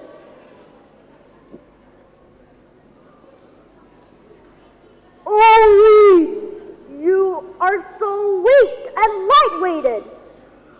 You can bend even with a small blow there. Ha ha ha ha ha! I am sure that the intense wind will break you on blowing, while I remain standing even then." One day, the winds were blowing intensely.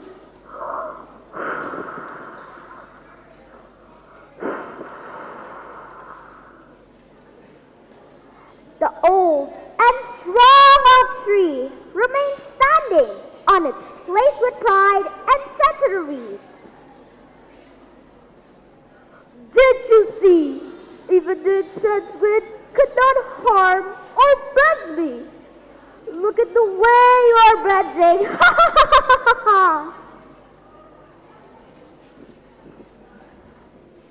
The reeds did not say anything to the oak tree. As the reeds were listening to the oak tree, the winds became furious. The winds started blowing even more intensely.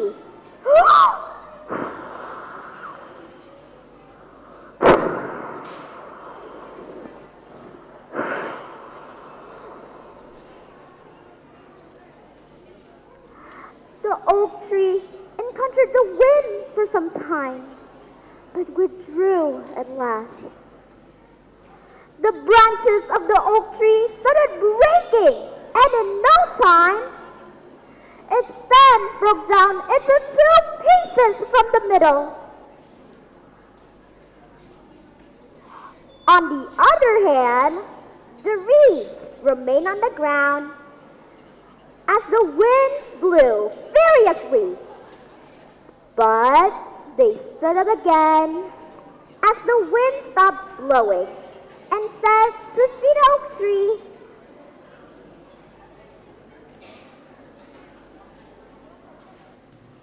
"They who strut with pride still break, and who bend humbly remain safe." Ladies and gentlemen, the moral of the story is always behave in a humble way with everyone.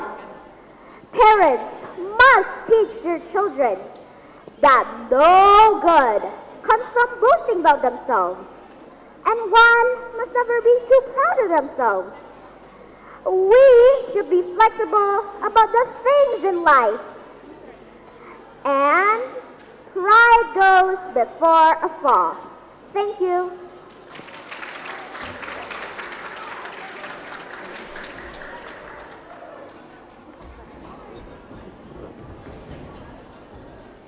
Thank you, contestant number 5. That ends the final round of elementary storytelling category B for grades 4, 5, and 6.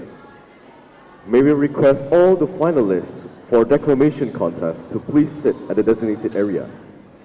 Please be reminded that only coaches are allowed to assist the participants. Thank you. We will now be treated to a modern dance performance by the talented students of SD. Please put your hands together for the selected SD students.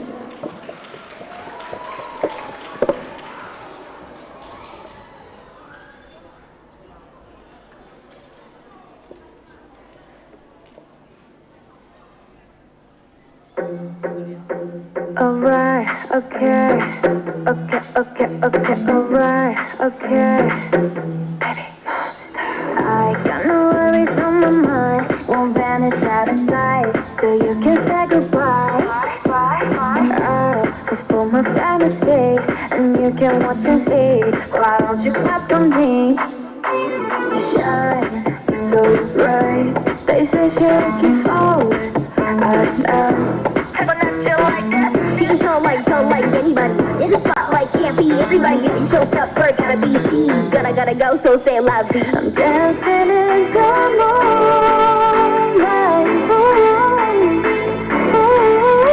So stop the feelings all night. What you waiting for? Baby, it was all a dream. You thought I was yours. You're out of your mind, not how it seems. It's bittersweet. Can feel my heartbeat. I'm spreading my wings like I'm a leaf.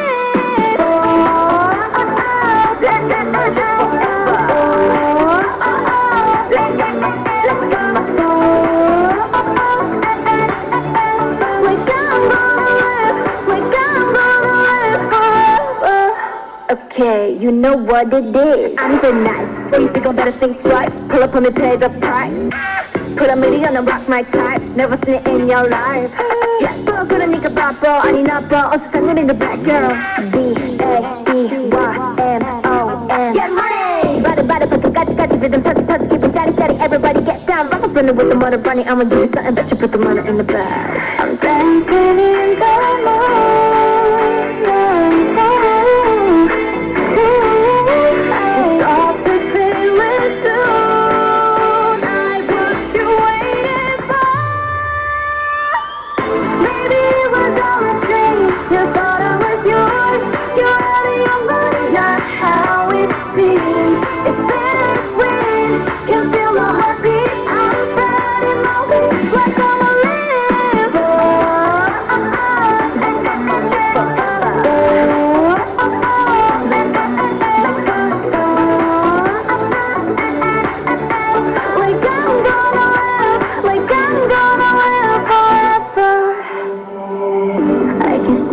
Bright horizon, casting shadows throughout the whole world. Nothing can stop me now.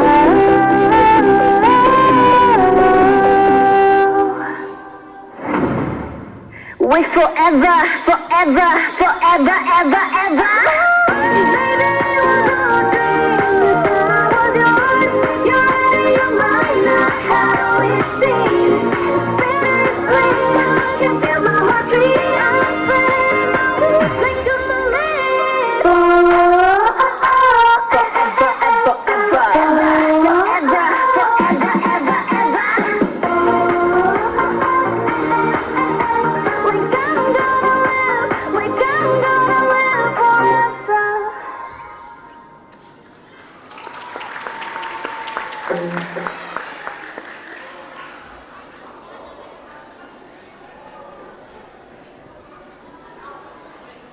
Thank you for that great intermission number. We will now proceed to the SMP Declamation Contest final round. May we call on contestant number 1. Please come up on stage.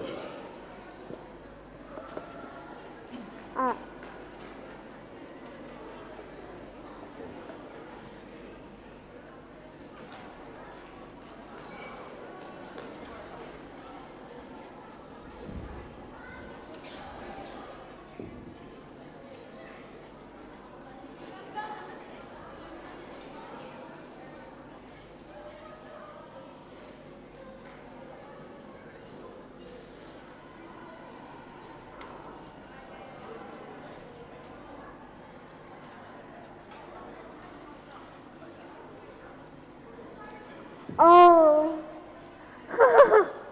so nice, so sweet.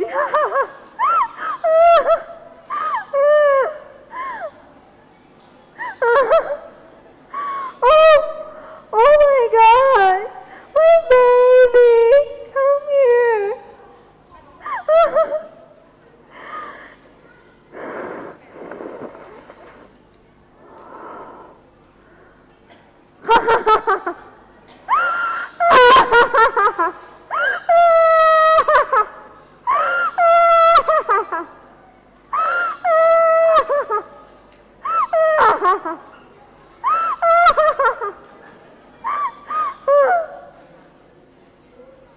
Hey!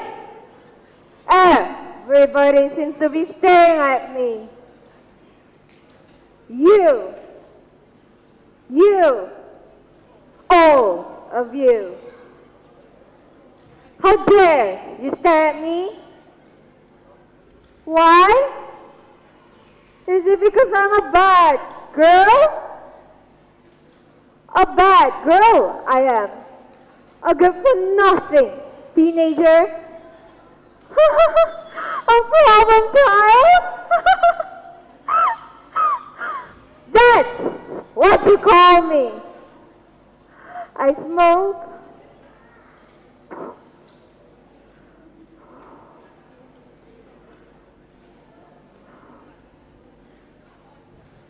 I drink.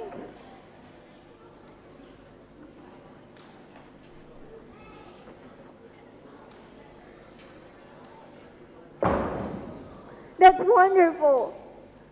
I gamble at my young tender age.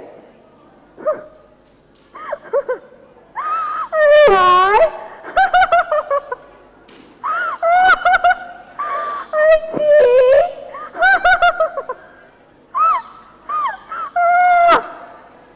I could even kill if I have to. Yes, I am a bad girl. But where are my parents? You are good my parents? My good elder brother and sister in this society right now?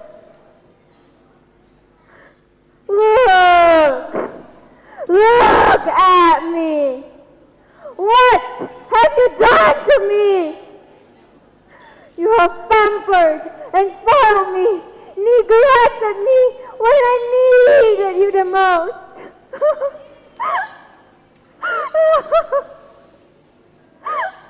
Entrusted me to a nanny whose intelligence was much lower than mine.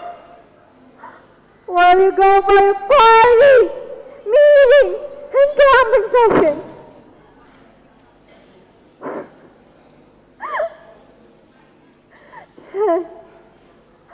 I drifted away from you.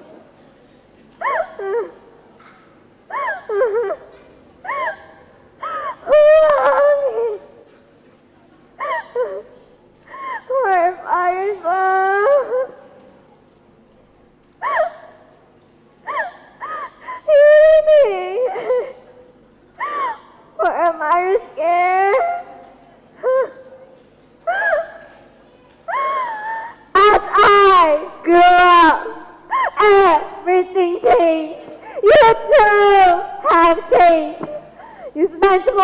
in a poker, with long tables, bars, and nightclubs. You even landed on the headlines of the newspapers as crooks, murderers, and racketeers. Now you call me names, accuse me of everything I do to myself. Tell me, how good are you?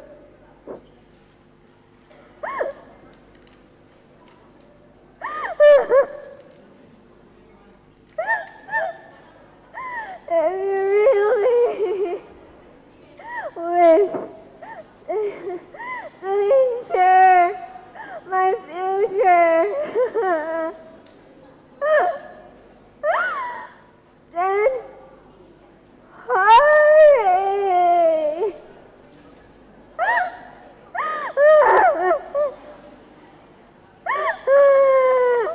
Hurry back home,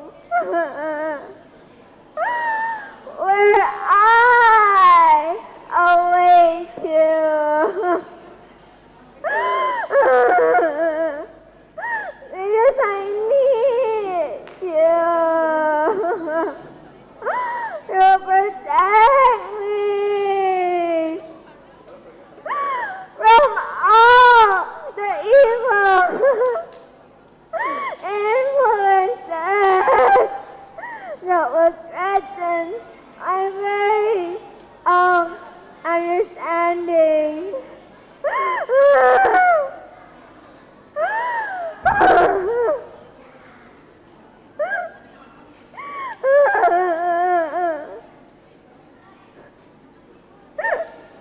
If I am bad,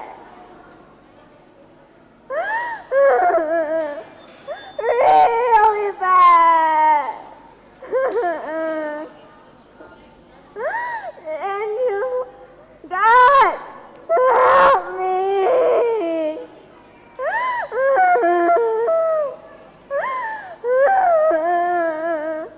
Help me.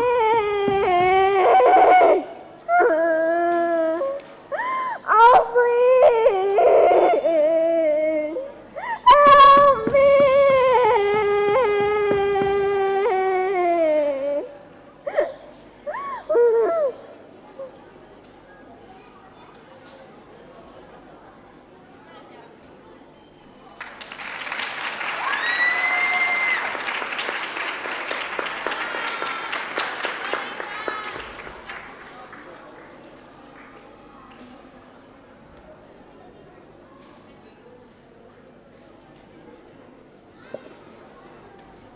Wow, thank you, contestant number 1. Please come up on stage, contestant number 2.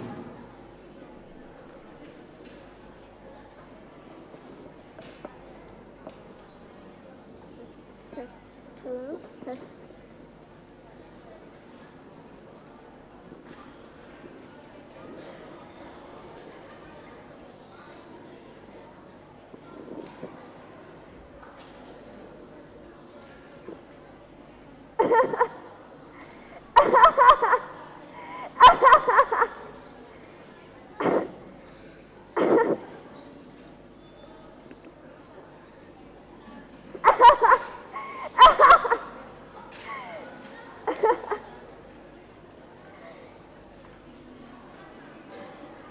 Hello? Oh no! Where's my phone? Dang it!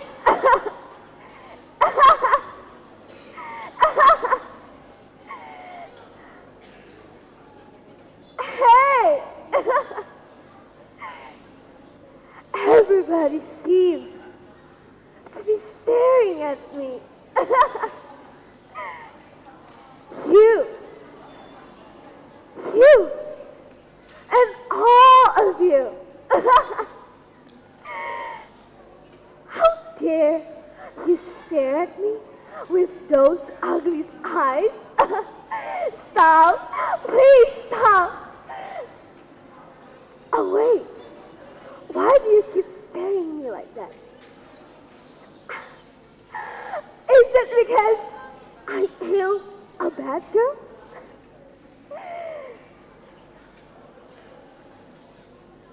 A bad girl. I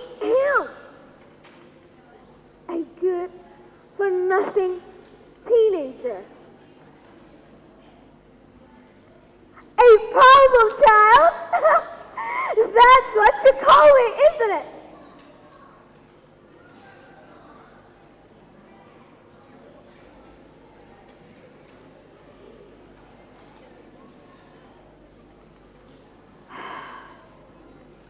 I smoke.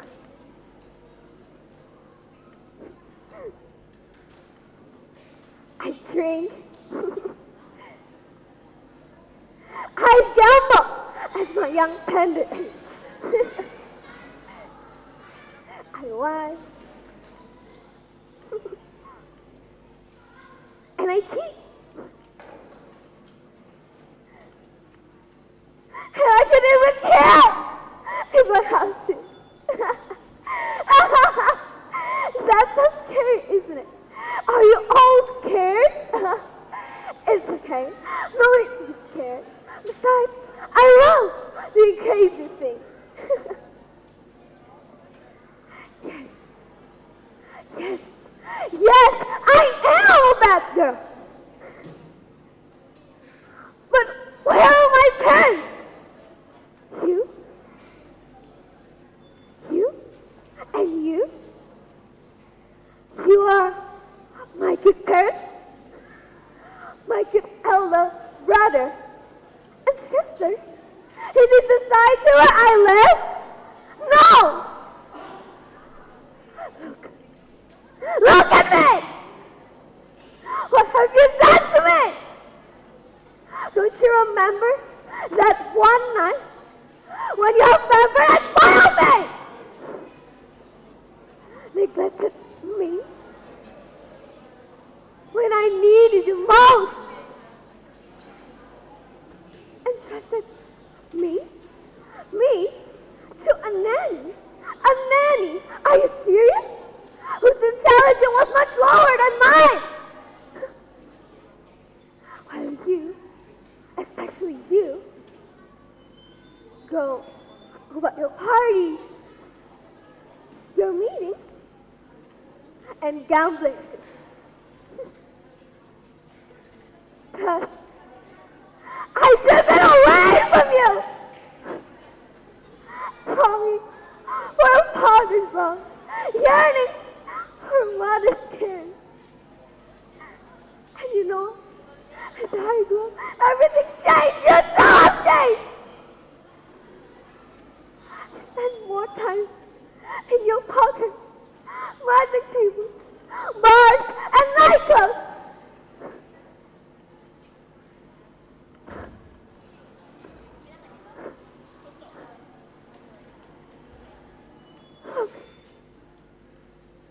Look at this! You even landed on the headlines of the newspapers as crooks, peddlers, and racketeers. And now, you call me names? You said the naughty child. That's what you call it, isn't it? Accuse me of everything I do to myself? Tell me, how good are you? If you really wish to answer my question, then hurry back home. I wait you, because I need you. Don't you understand? Because I need you. I'm always waiting you to come home. But where?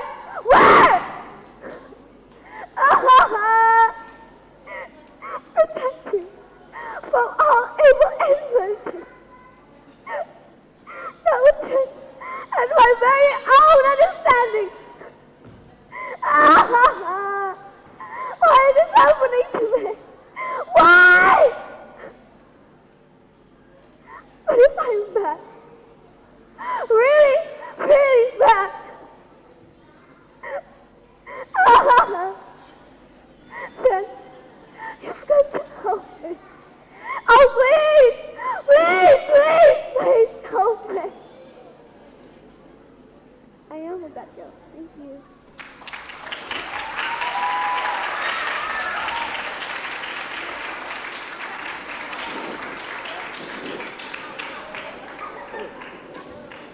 Thank you, contestant number 2.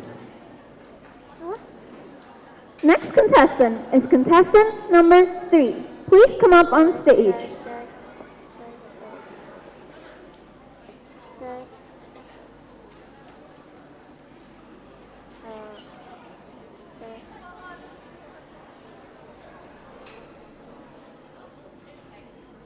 Halo.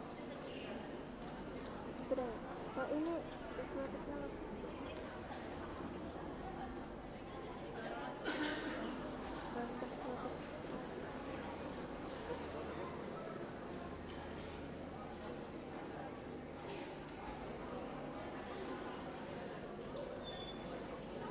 halo, halo, halo.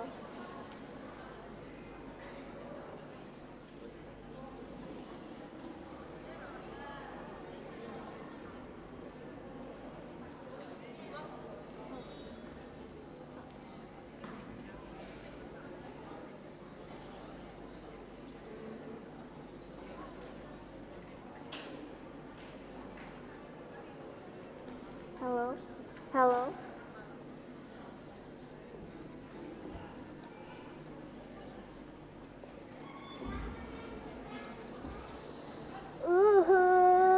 Yeah, I'm a bad girl.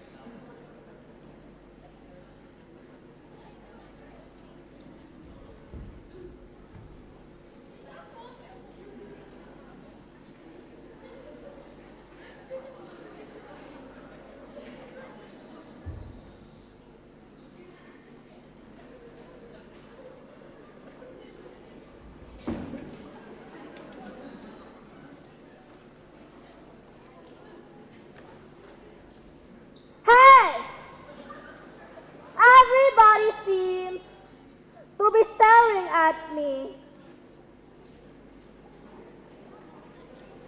You, all of you. Don't stare at me. Why? Is it because I'm a bad girl? A bad girl I am? A good for nothing teenager? A problem child? That's what you call me.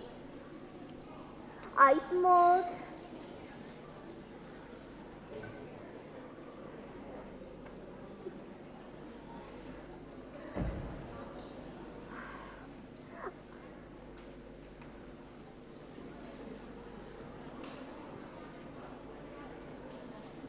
I doing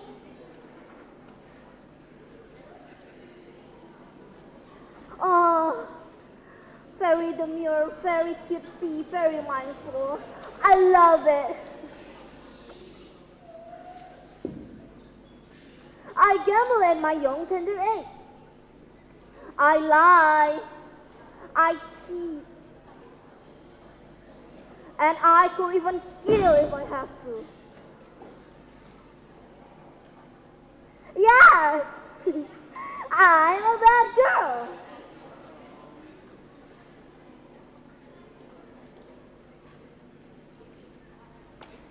But where are my parents? You are my good parents? My good elder brother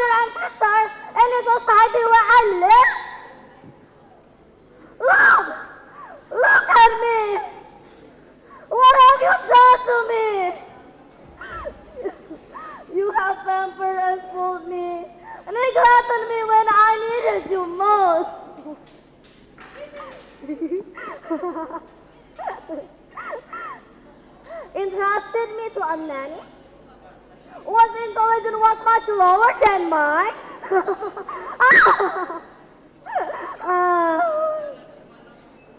Well, you go about your parties, your meetings, and gambling sessions.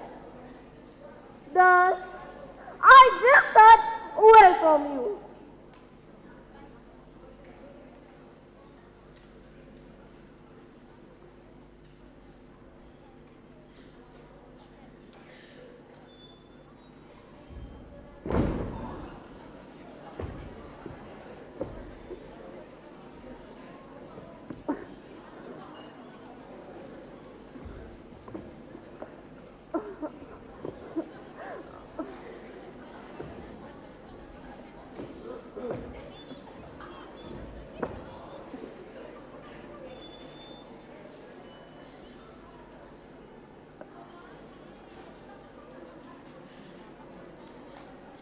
Longing for father's love, yearning for mother's care.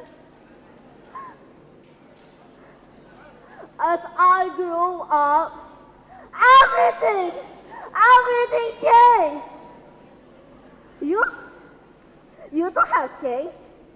You spend more time in your poker, mahjong tables, bars, and nightclubs. You even landed on the headlines of newspapers as crooks, peddlers, and racketeers. Now, you commit them, accuse me of everything I do to myself. Tell me, how good are you?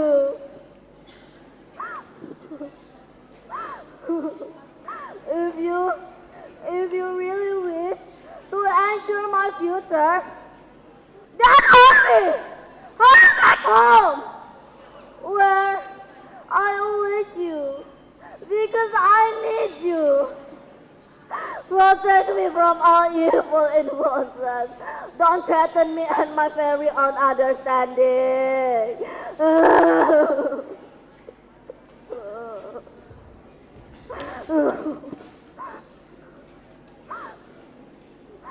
But if I'm bad, really bad, then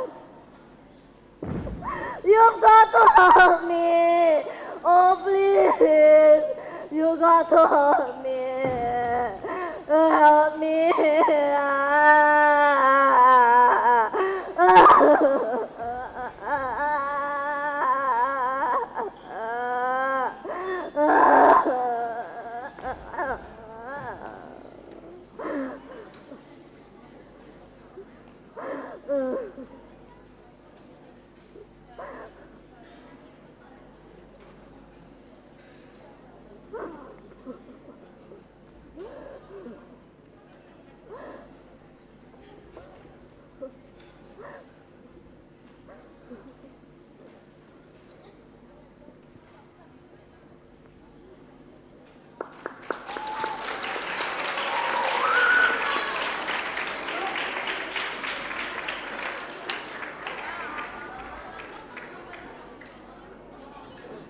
Wow, thank you, contestant number 3.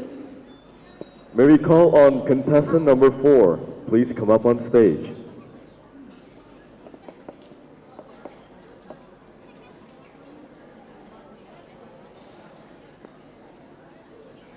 Test. Out. Okay.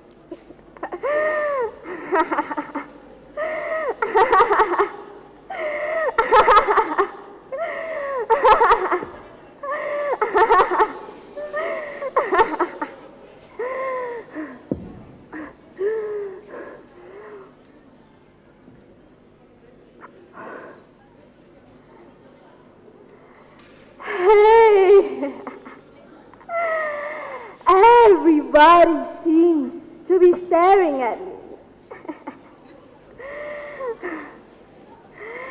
You, all of you.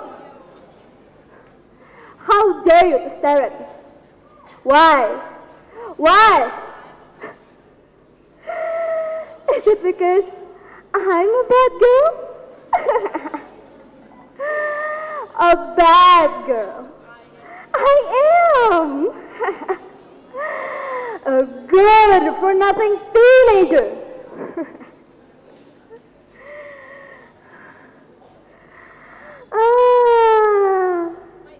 A problem child.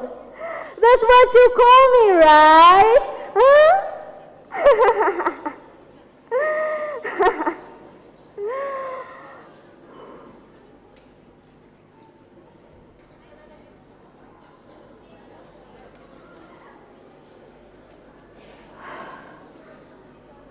I smoke.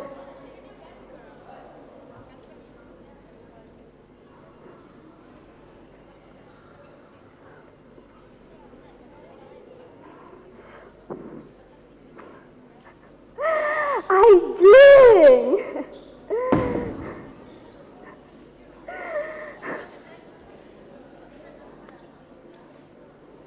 I gamble at my tender age.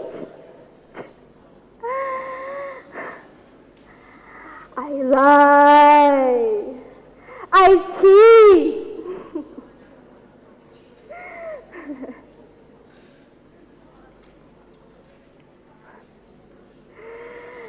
And I could even kill if I have to.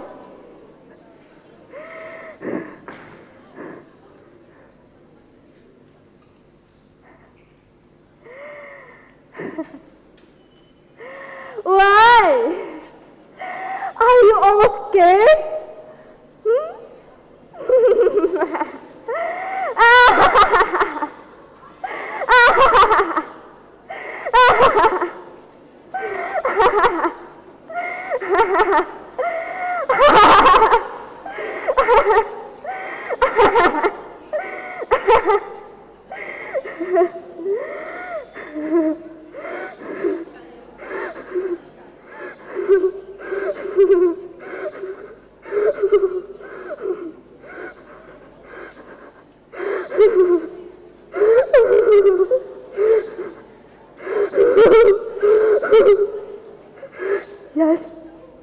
Yes, I'm a bad girl. Yes, I'm a bad girl, but where are my parents?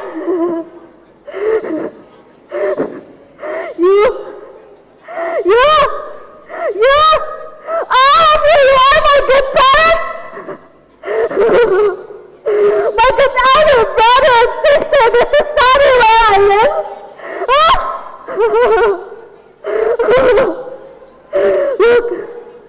Look at me! Look at me!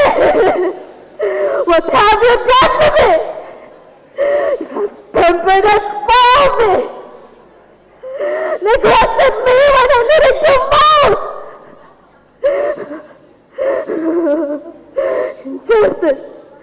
Entrusted me to a nanny whose intelligence is much lower than mine!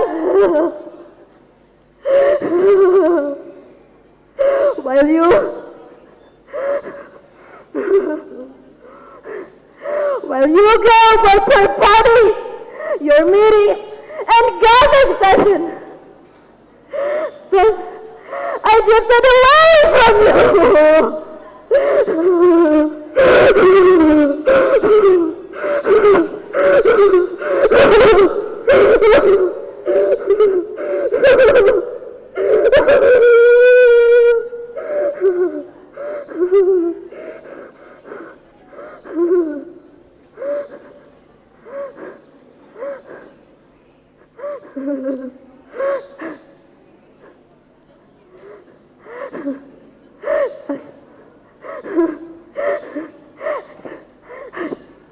As I grew up, everything changed! You know changed! You spent more time in a poker, magic tables, bars, and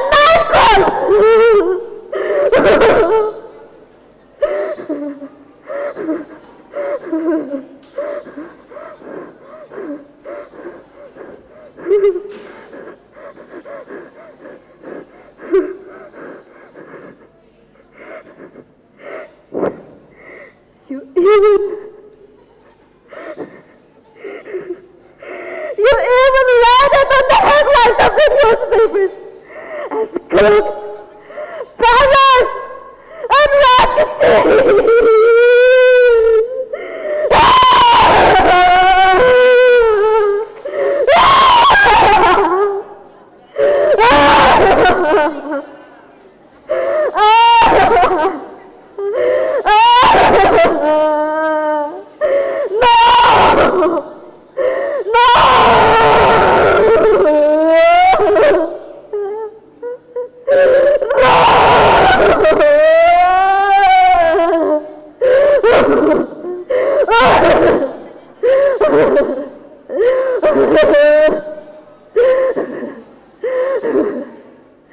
No, you call me a troublemaker, accuse me of everything I do to myself.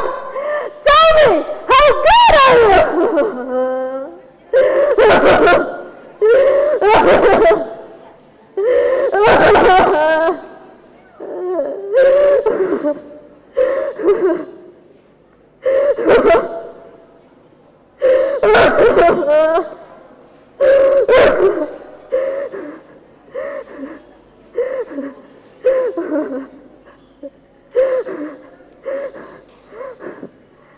If you really wish to ensure my future,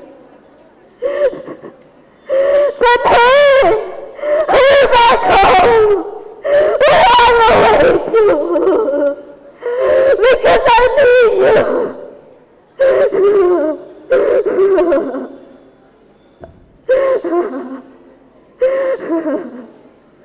Protect me. Protect me from all evil influences that will threaten at my very own understanding.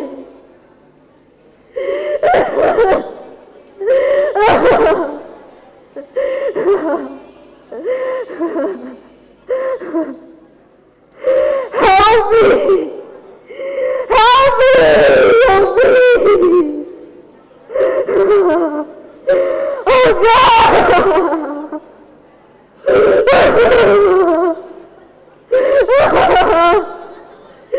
Oh please! Please!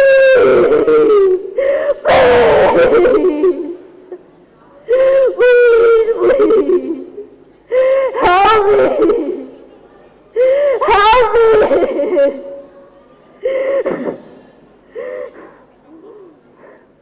I'm a bad girl.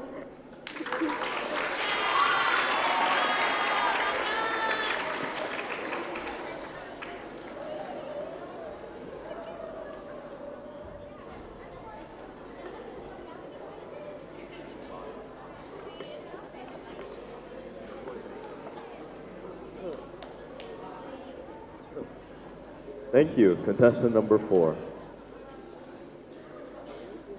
The last but not the least in the Declamation contest, final round. May we call on contestant number 5. Please come up on stage.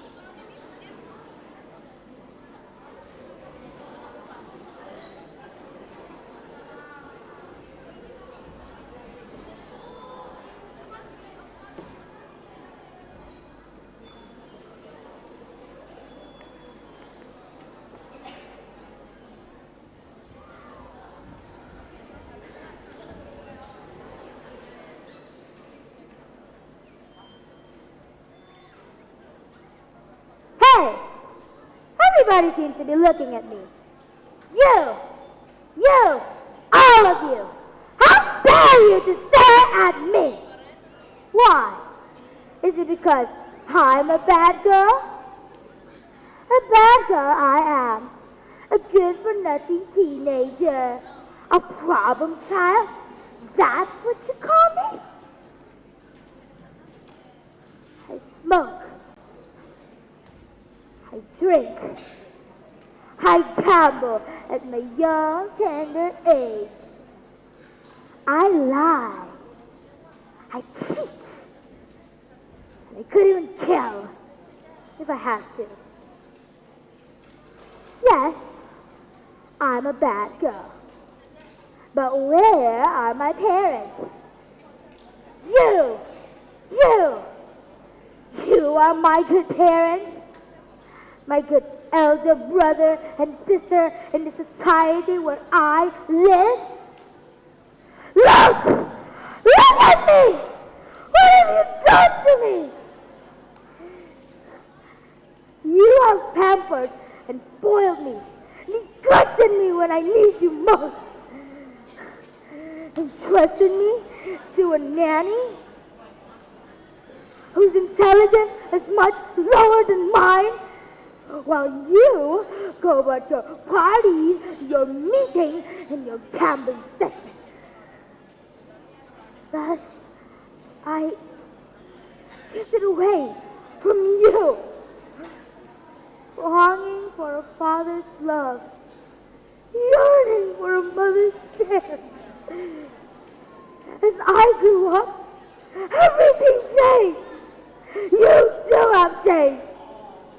You spend more time on your brokers, mahjong tables, bars, and nightclubs. You even landed on the headlines of newspapers as crooks, peddlers, and racketeers. Now you call me names. Accuse me of everything I do to myself? Tell me, how good are you? You really wish to enter my future. Then hurry back home, where I await you, because I need you. Protect me from all the evil influence that will threaten and my very own understanding. But if I'm bad, really bad,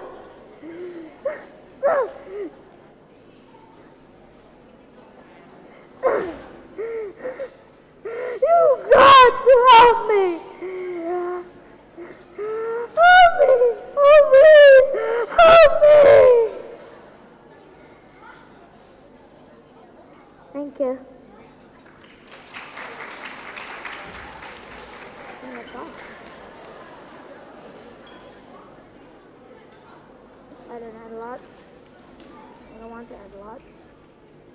What a terrifying performance. Guess we're really feeling the Halloween today.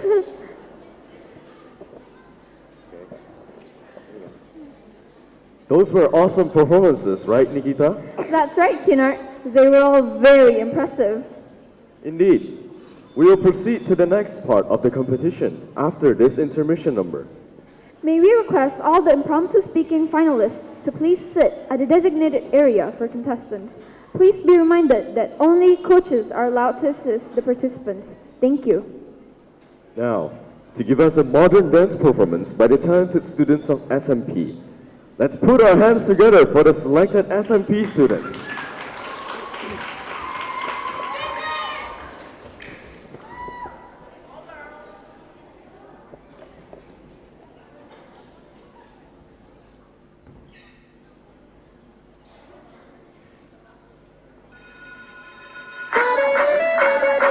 Oh my, oh my, oh my. Oh my, oh my, oh my. Oh my, oh my, oh my, oh my. It ain't my fault you keep turning me on. It ain't my fault you got me so gone. It ain't my fault I'm not leaving alone. It ain't my fault you keep turning me on. I get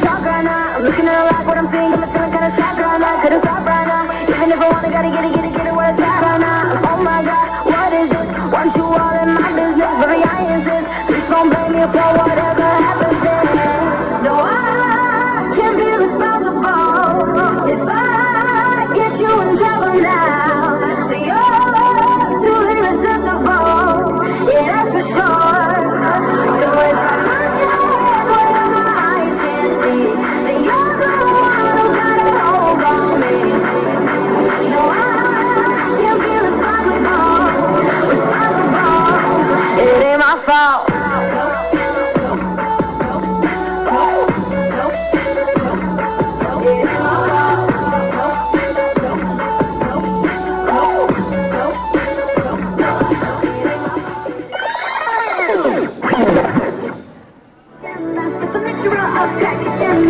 I got something for you, yeah, yeah, yeah, yeah. You have stolen my heart all day.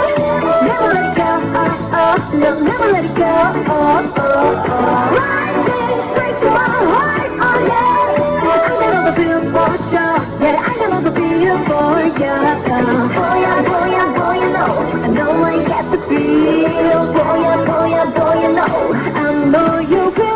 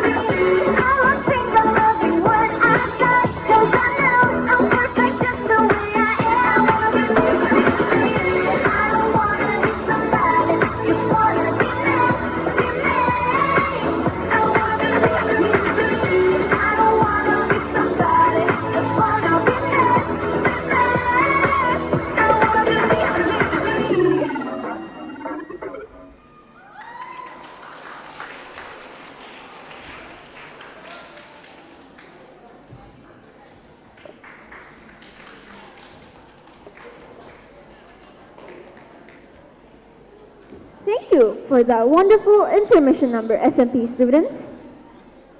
We will now proceed to the last part of the competition, which is the Senior High School Impromptu Speaking Contest final round.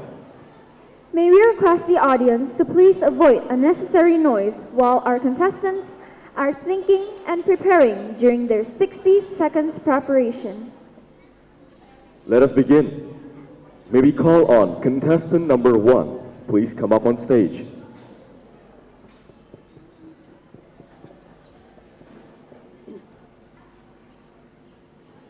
Please pick a number.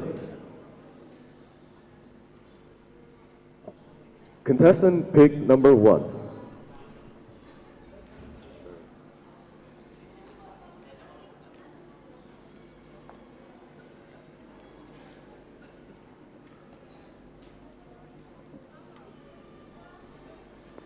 Hello?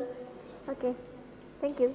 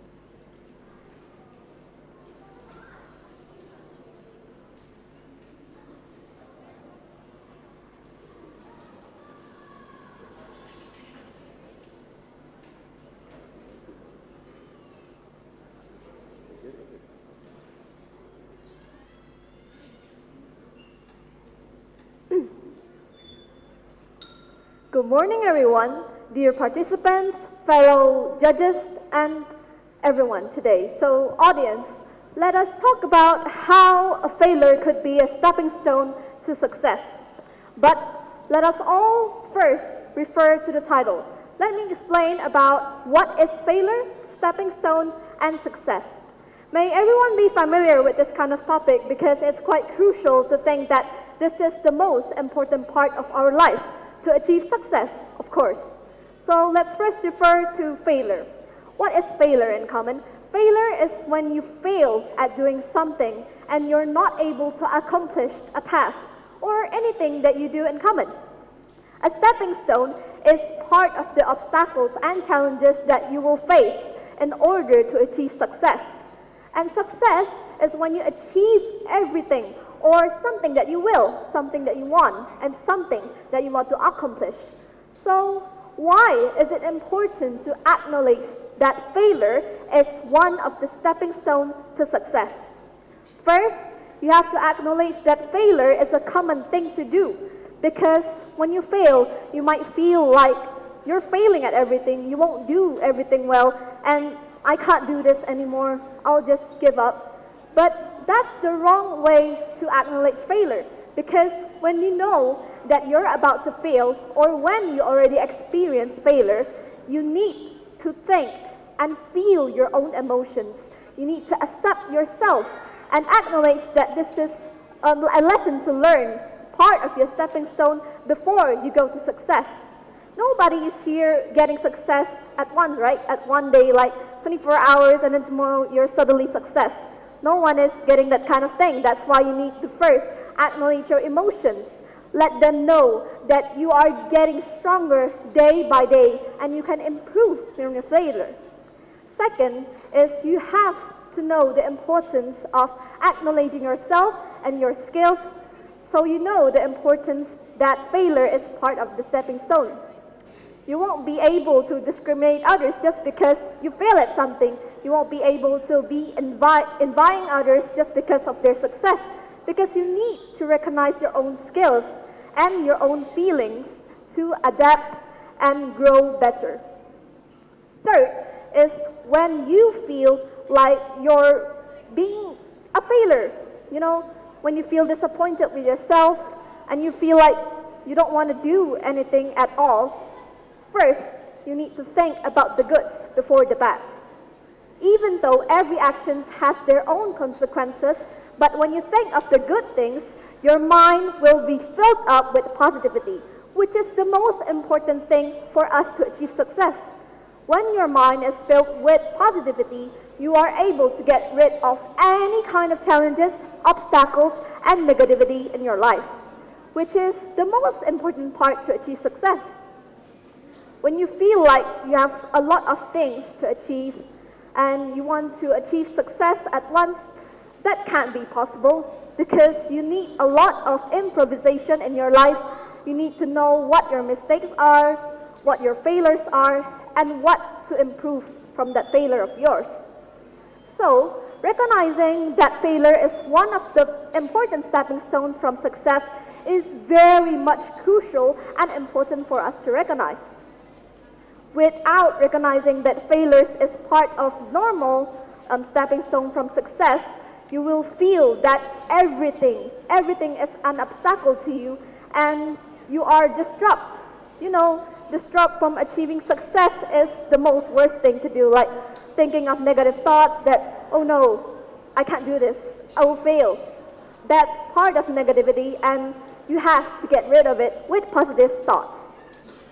To conclude, it is important to recognize that doing things and when it goes bad, it goes worse, and you feel failure, is a normal thing to experience in order for you to achieve success. Success is not an instant process, and you need to remember, without you failing, you won't achieve success. Thank you.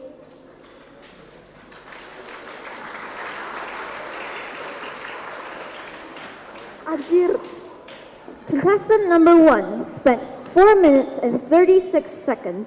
Thank you, contestant number 1. May we call on contestant number 2. Please come up on stage.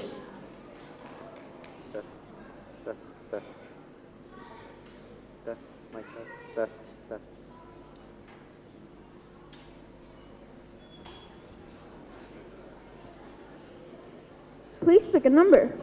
2. The contestant picked number 2. Timer starts now.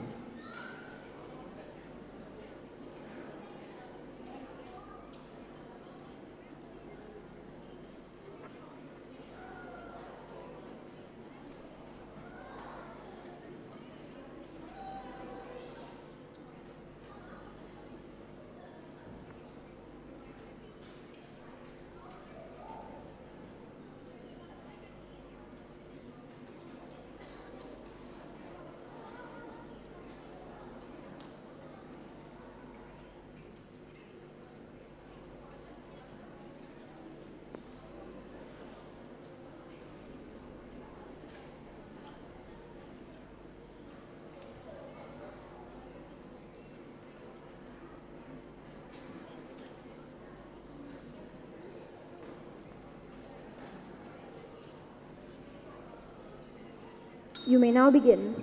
Okay, so good morning everybody, judges and audience member, not to forget fellow contestants.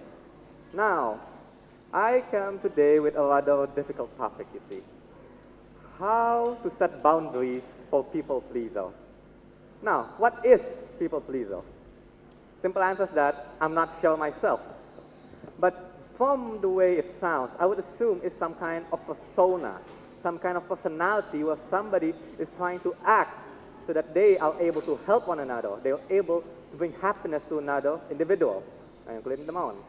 Now, we refer to the title, how do we set boundaries?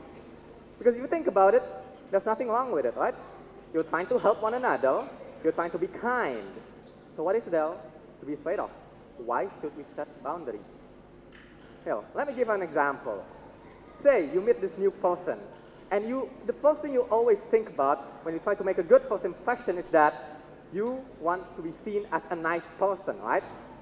Now, people pleaser can be defined as a nice person. But if it's a first impression, you mustn't overstep your boundaries.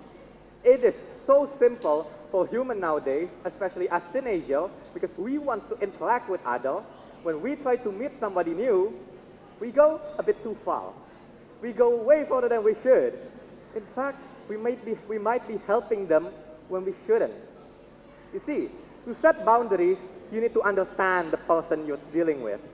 You can't just overstep it. You can't just try to be so nice to the point where it's annoying.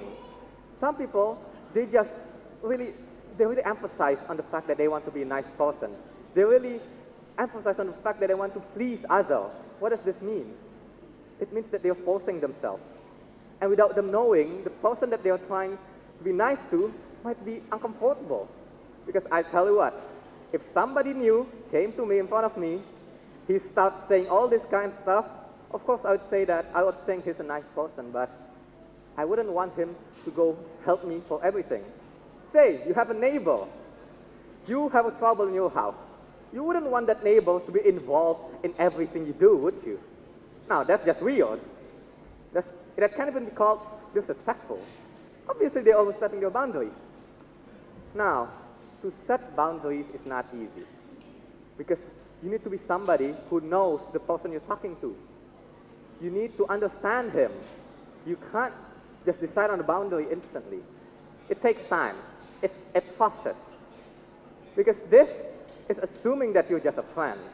Say you're more than a friend, then boundaries are even more important, obviously. But again, you need to understand the person you're talking to. You can't just force yourself in. How do we set it? Obviously, to know one another, we need to spend time together. To know one another, we need to understand each other. But again, don't go too far. You may want to know more about this person you're talking to, right? But be sure not to go so far that you begin to ask personal questions. Things related to their family issues. Nobody wants to answer those kind of questions. It's weird. You're just forcing yourself in. Again, always think of the bubble that's separating you and him. So there's nothing wrong with wanting to please one another. There's nothing wrong with wanting to be a kind guy. But you need to understand who you're dealing with. And you need to understand your relation with this person. Are you close enough to the point where you are able to begin to, ask about personal questions? Have you guys gotten to that point yet? If you haven't, then no. Set a boundary. Agree with this person if it's possible. If he is willing to talk to you, then talk with him also. Don't be afraid. Things like discuss on what should and should not be allowed, because for obvious reason, you don't want to overstep your boundaries. And let me tell you what, if people begin to overstep their boundaries, no matter what is it, not just people pleaser, anybody, any human in general, I will guarantee that your relation with this person would crumble really quickly, in fact. So, again, to set boundaries, understand on each other, spend time together, hang out together, because everybody should be kind to one another. This is a basic human need. But always remember to never, ever overstep it. Discuss, decide, and make friends. And I hope that I'm able to explain something, okay? I hope that what I say will be useful. Let us all understand our own boundaries between one another. Thank you.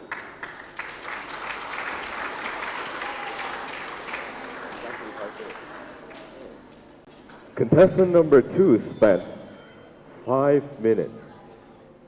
Thank you, contestant number 2. May we call on contestant number 3. Please come up on stage. Test, test, test.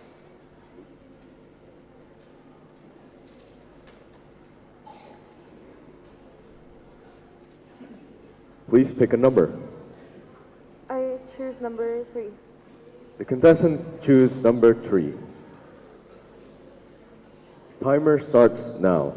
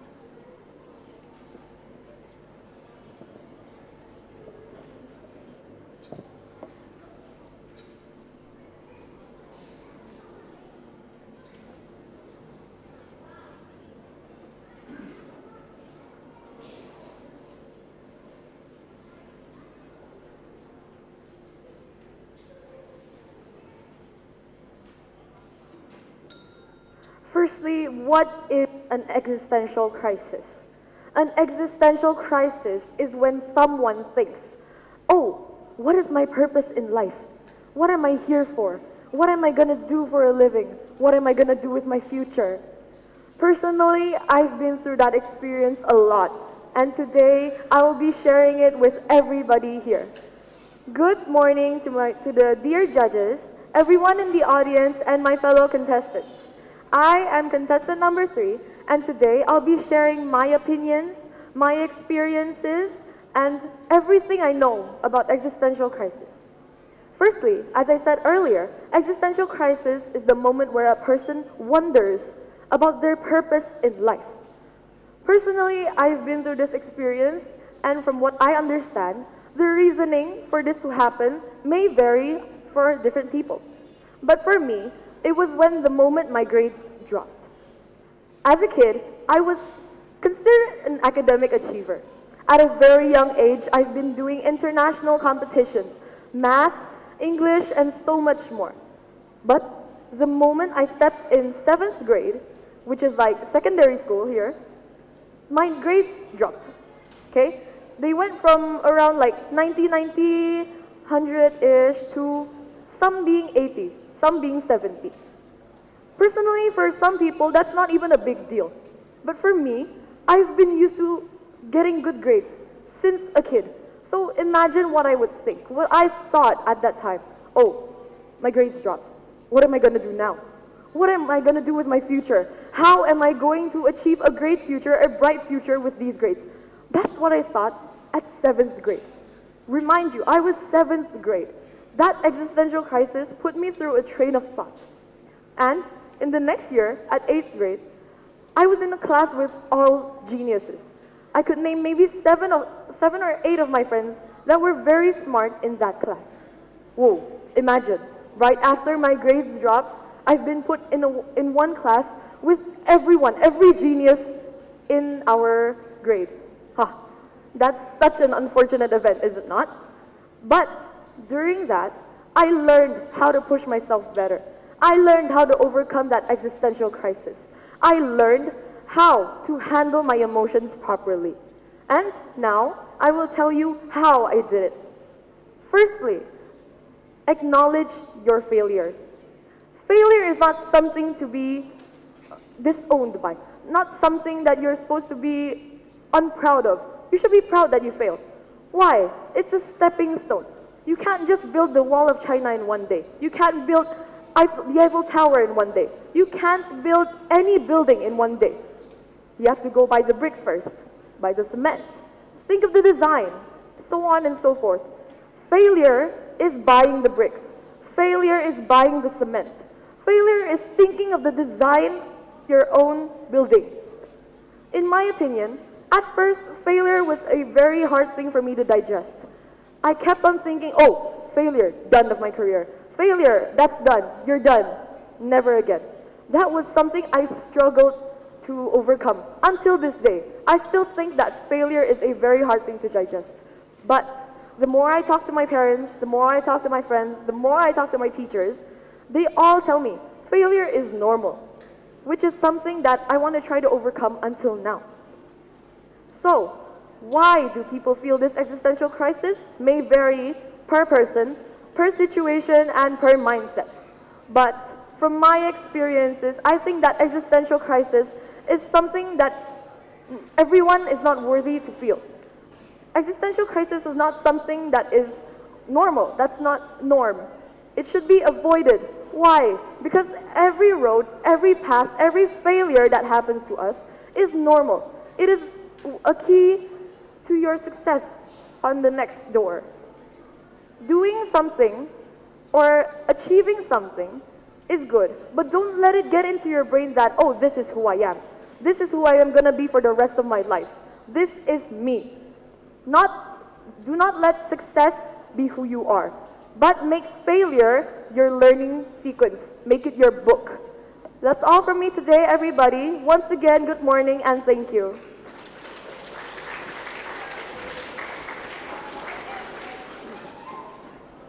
Contestant number 3 spent 4 minutes and 49 seconds. Thank you, contestant number 3. May we call on contestant number 4. Please come up on stage. Test.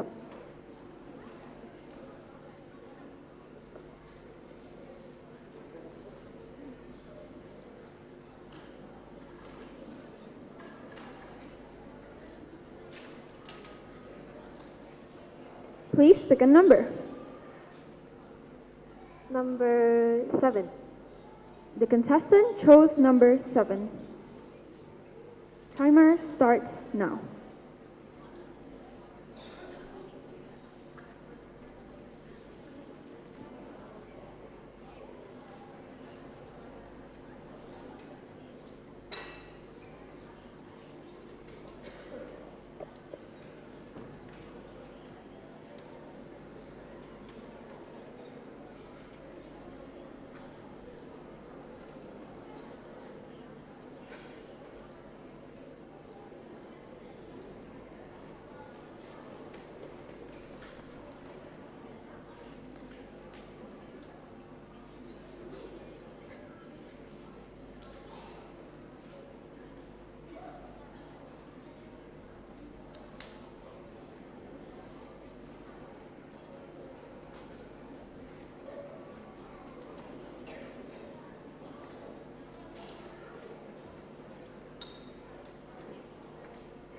Good morning, everyone. Ladies and gentlemen, judges, audience, and participants that have come here today, I would like to thank everyone for this chance today. For the next few minutes, I would like to talk about AI and the question that I've been given, which is, can AI replace teachers or no. So basically, AI, or artificial intelligence, is a tool made by us humans for the better of our education, better of our life, simply to make life a whole lot easier. So sometimes, and well, in this digital era, the 22nd century, we use AI as a part of learning. AI is used for students to find information that maybe in their school is sort of limited. So AI is used to find information that maybe we cannot access in our school. But does this mean AI can replace teachers? Well, basically, we have to go back to the context of teachers. Teachers are the people. Teachers is a profession that someone takes and to teach students. Teachers is a profession that where someone willingly teaches students. Teachers is an essential and integral part of a school. Now, in my opinion, AI cannot replace teachers. The reason why for this opinion is because AI is simply a tool, whilst teachers, we have an emotional connection with teachers. See, teachers, they do not only teach us knowledge, but they teach us life lessons. They teach us way many things, so many things that we cannot get from AI. So how do we deal with AI? What is a good way to use AI? Well, for the better of our learning, for the better of our education, teachers can start using AI. And they have. Teachers can use AI to adjust the material that they are giving to the students based on the students' needs. And this is what AI companies have been wanting for decades. AI can also be used for when teachers are not in their place.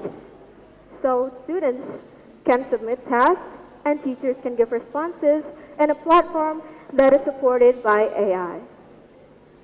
So rather than replacing, we can actually use AI for good. We can actually use AI to make education better and more advanced. And let's not forget that teachers have a big role in shaping us as humans. Whilst AI cannot teach us how to be kind, teachers can.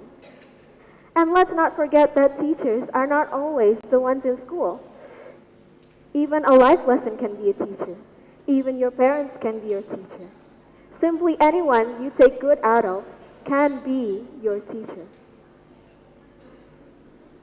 So, AI cannot replace teachers. But instead, let's take both of these, both AI and both teachers, and combine these to be a better future for us. Thank you.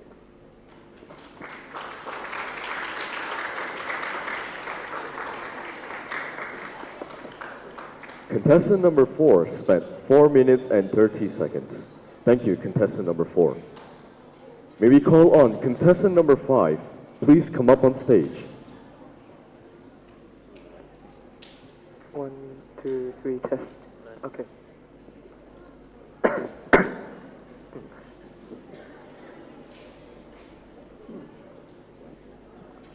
Please pick a number. We have number 5. Contestant chose number 5. Timer starts now.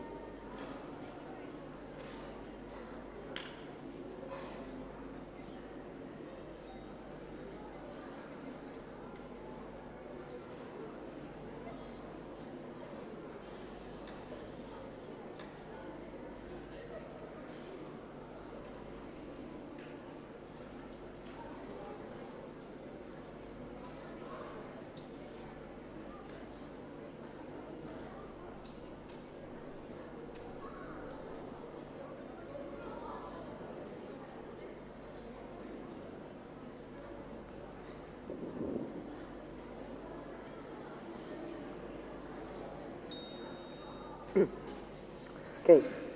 Good morning, everybody. I welcome first the judges from the Philippines. I hope you have a nice day. And greetings to my fellow contestants and also the audience. Today, I would like to thank you for this opportunity so that I may speak in front of you and present my views on how we as people are work in progress. So let us first seek the meaning of the phrase a work in progress. If you would take work in progress, in any usual terms, it means something that is not finished, something that is still going on, it's not quite done yet. And when we translate that term to people, specifically us, just me or anybody, you, about how we are still a work in progress, what do you think that means? Well, I think when we say that we are a work in progress, it means that we still have a long time to go. As old as we are, or as young as we are, as mature or immature, however we are, whatever our personality is, we are imperfect. And that is a fact that we have to grapple with. There's nothing such as perfection for a human being. In fact, we have a saying here that only God is perfect. Nobody else is. Nothing else is. And so we have to grapple with the fact that we are in fact still in progress. We are work in progress. Something that continues to go on and on and on, that we have to keep developing ourselves, we have to keep learning. So now knowing that we are work in progress, how do we deal with that? What does that mean for us? Well, what that means for us is we have to keep improving ourselves. And I'd like to bring this into a motivational point, that we, due to our imperfections, are also in a sense perfect. That we, when we are not whole, is enough. We are enough. But we can still improve. To power on through that work in progress and eventually finish that when we are at our end. So, in doing this, bringing us into self-improvement, how do we do that? How do we improve ourselves? And how do we make us into a more perfect person, however impossible, however gargantuan that task is? That all comes down to learning. Lifelong learning. The key to a better person. That on our journey in lifelong learning, learning from other people, learning from our past mistakes, learning from ourselves, that when we become better people, we may seek to influence our environment in a more positive aspect. We may bring joy, bring benefits to this world as we have been brought onto it. We do that, it will help us bring other people into a more perfect shape as well, even though, again, there's no such thing. Now, I've been talking a lot about confidence and perfection and how we are imperfect and what that means for us. So, in that educational aspect, how do we progress through that? The key to that, with a lot of things, is confidence in learning, as well as preparation, as I've said before. When we are prepared, we learn, and with that preparation and confidence, we push ourselves. We push ourselves and other people. We may power through and go beyond what we are, go beyond our potential, and learning, making us, in a term, jack of all trades. Now, continuing on that learning path, educational path, when we influence our world in a more positive aspect, we bring positive feedbacks, not from other people, but also from ourselves. And when we influence ourselves better, become better people, bringing benefits to this world, then we have already done our goal. So, in conclusion, it's okay that we're a work in progress. It doesn't mean that we're a mistake. It doesn't mean that we're bad. It just means that we must keep learning, keep powering through, and we will all bring good to this world. Thank you.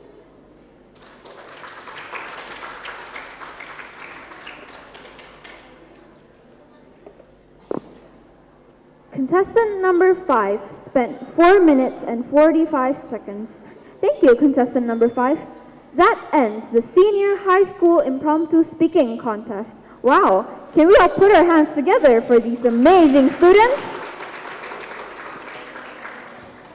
While waiting for the tabulation results, let us watch an intermission number from our selected SMA students. Let's give them a round of applause.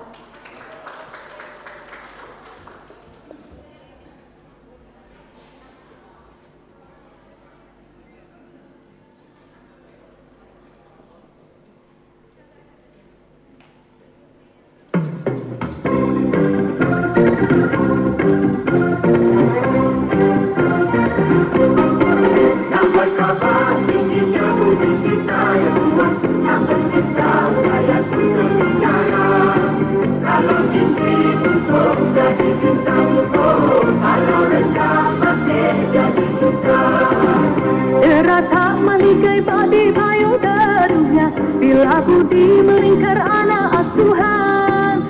Adat yang lama berbudi berbahasa akan kehidupannya. Yang kulit, kuningin, yang merah saja baik budi indahlah bahasa. Oh, pantulah makin dihiasannya.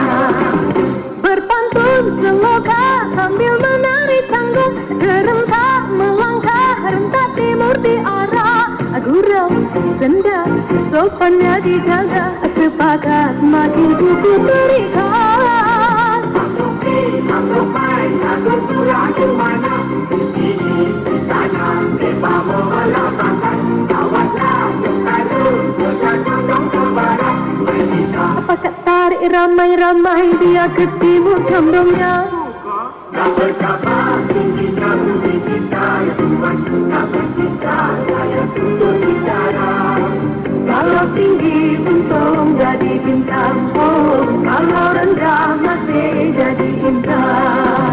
Ada O, ada E bunyinya, tidaklah serupa, erti tidak berbeza. Selembut tarian, hoi muda berlota, tutur bahasanya. Mari layu, mari kita berhijau, mari dengan Tuhan yang jaga tidak dihitung beratus-ratus bilangan, digali beratus-ratus sepenggal. Di lubuk yang mana tak terjangkau ingatan, makin dibongkar makin banyak yang terpendam. Ini ibunya,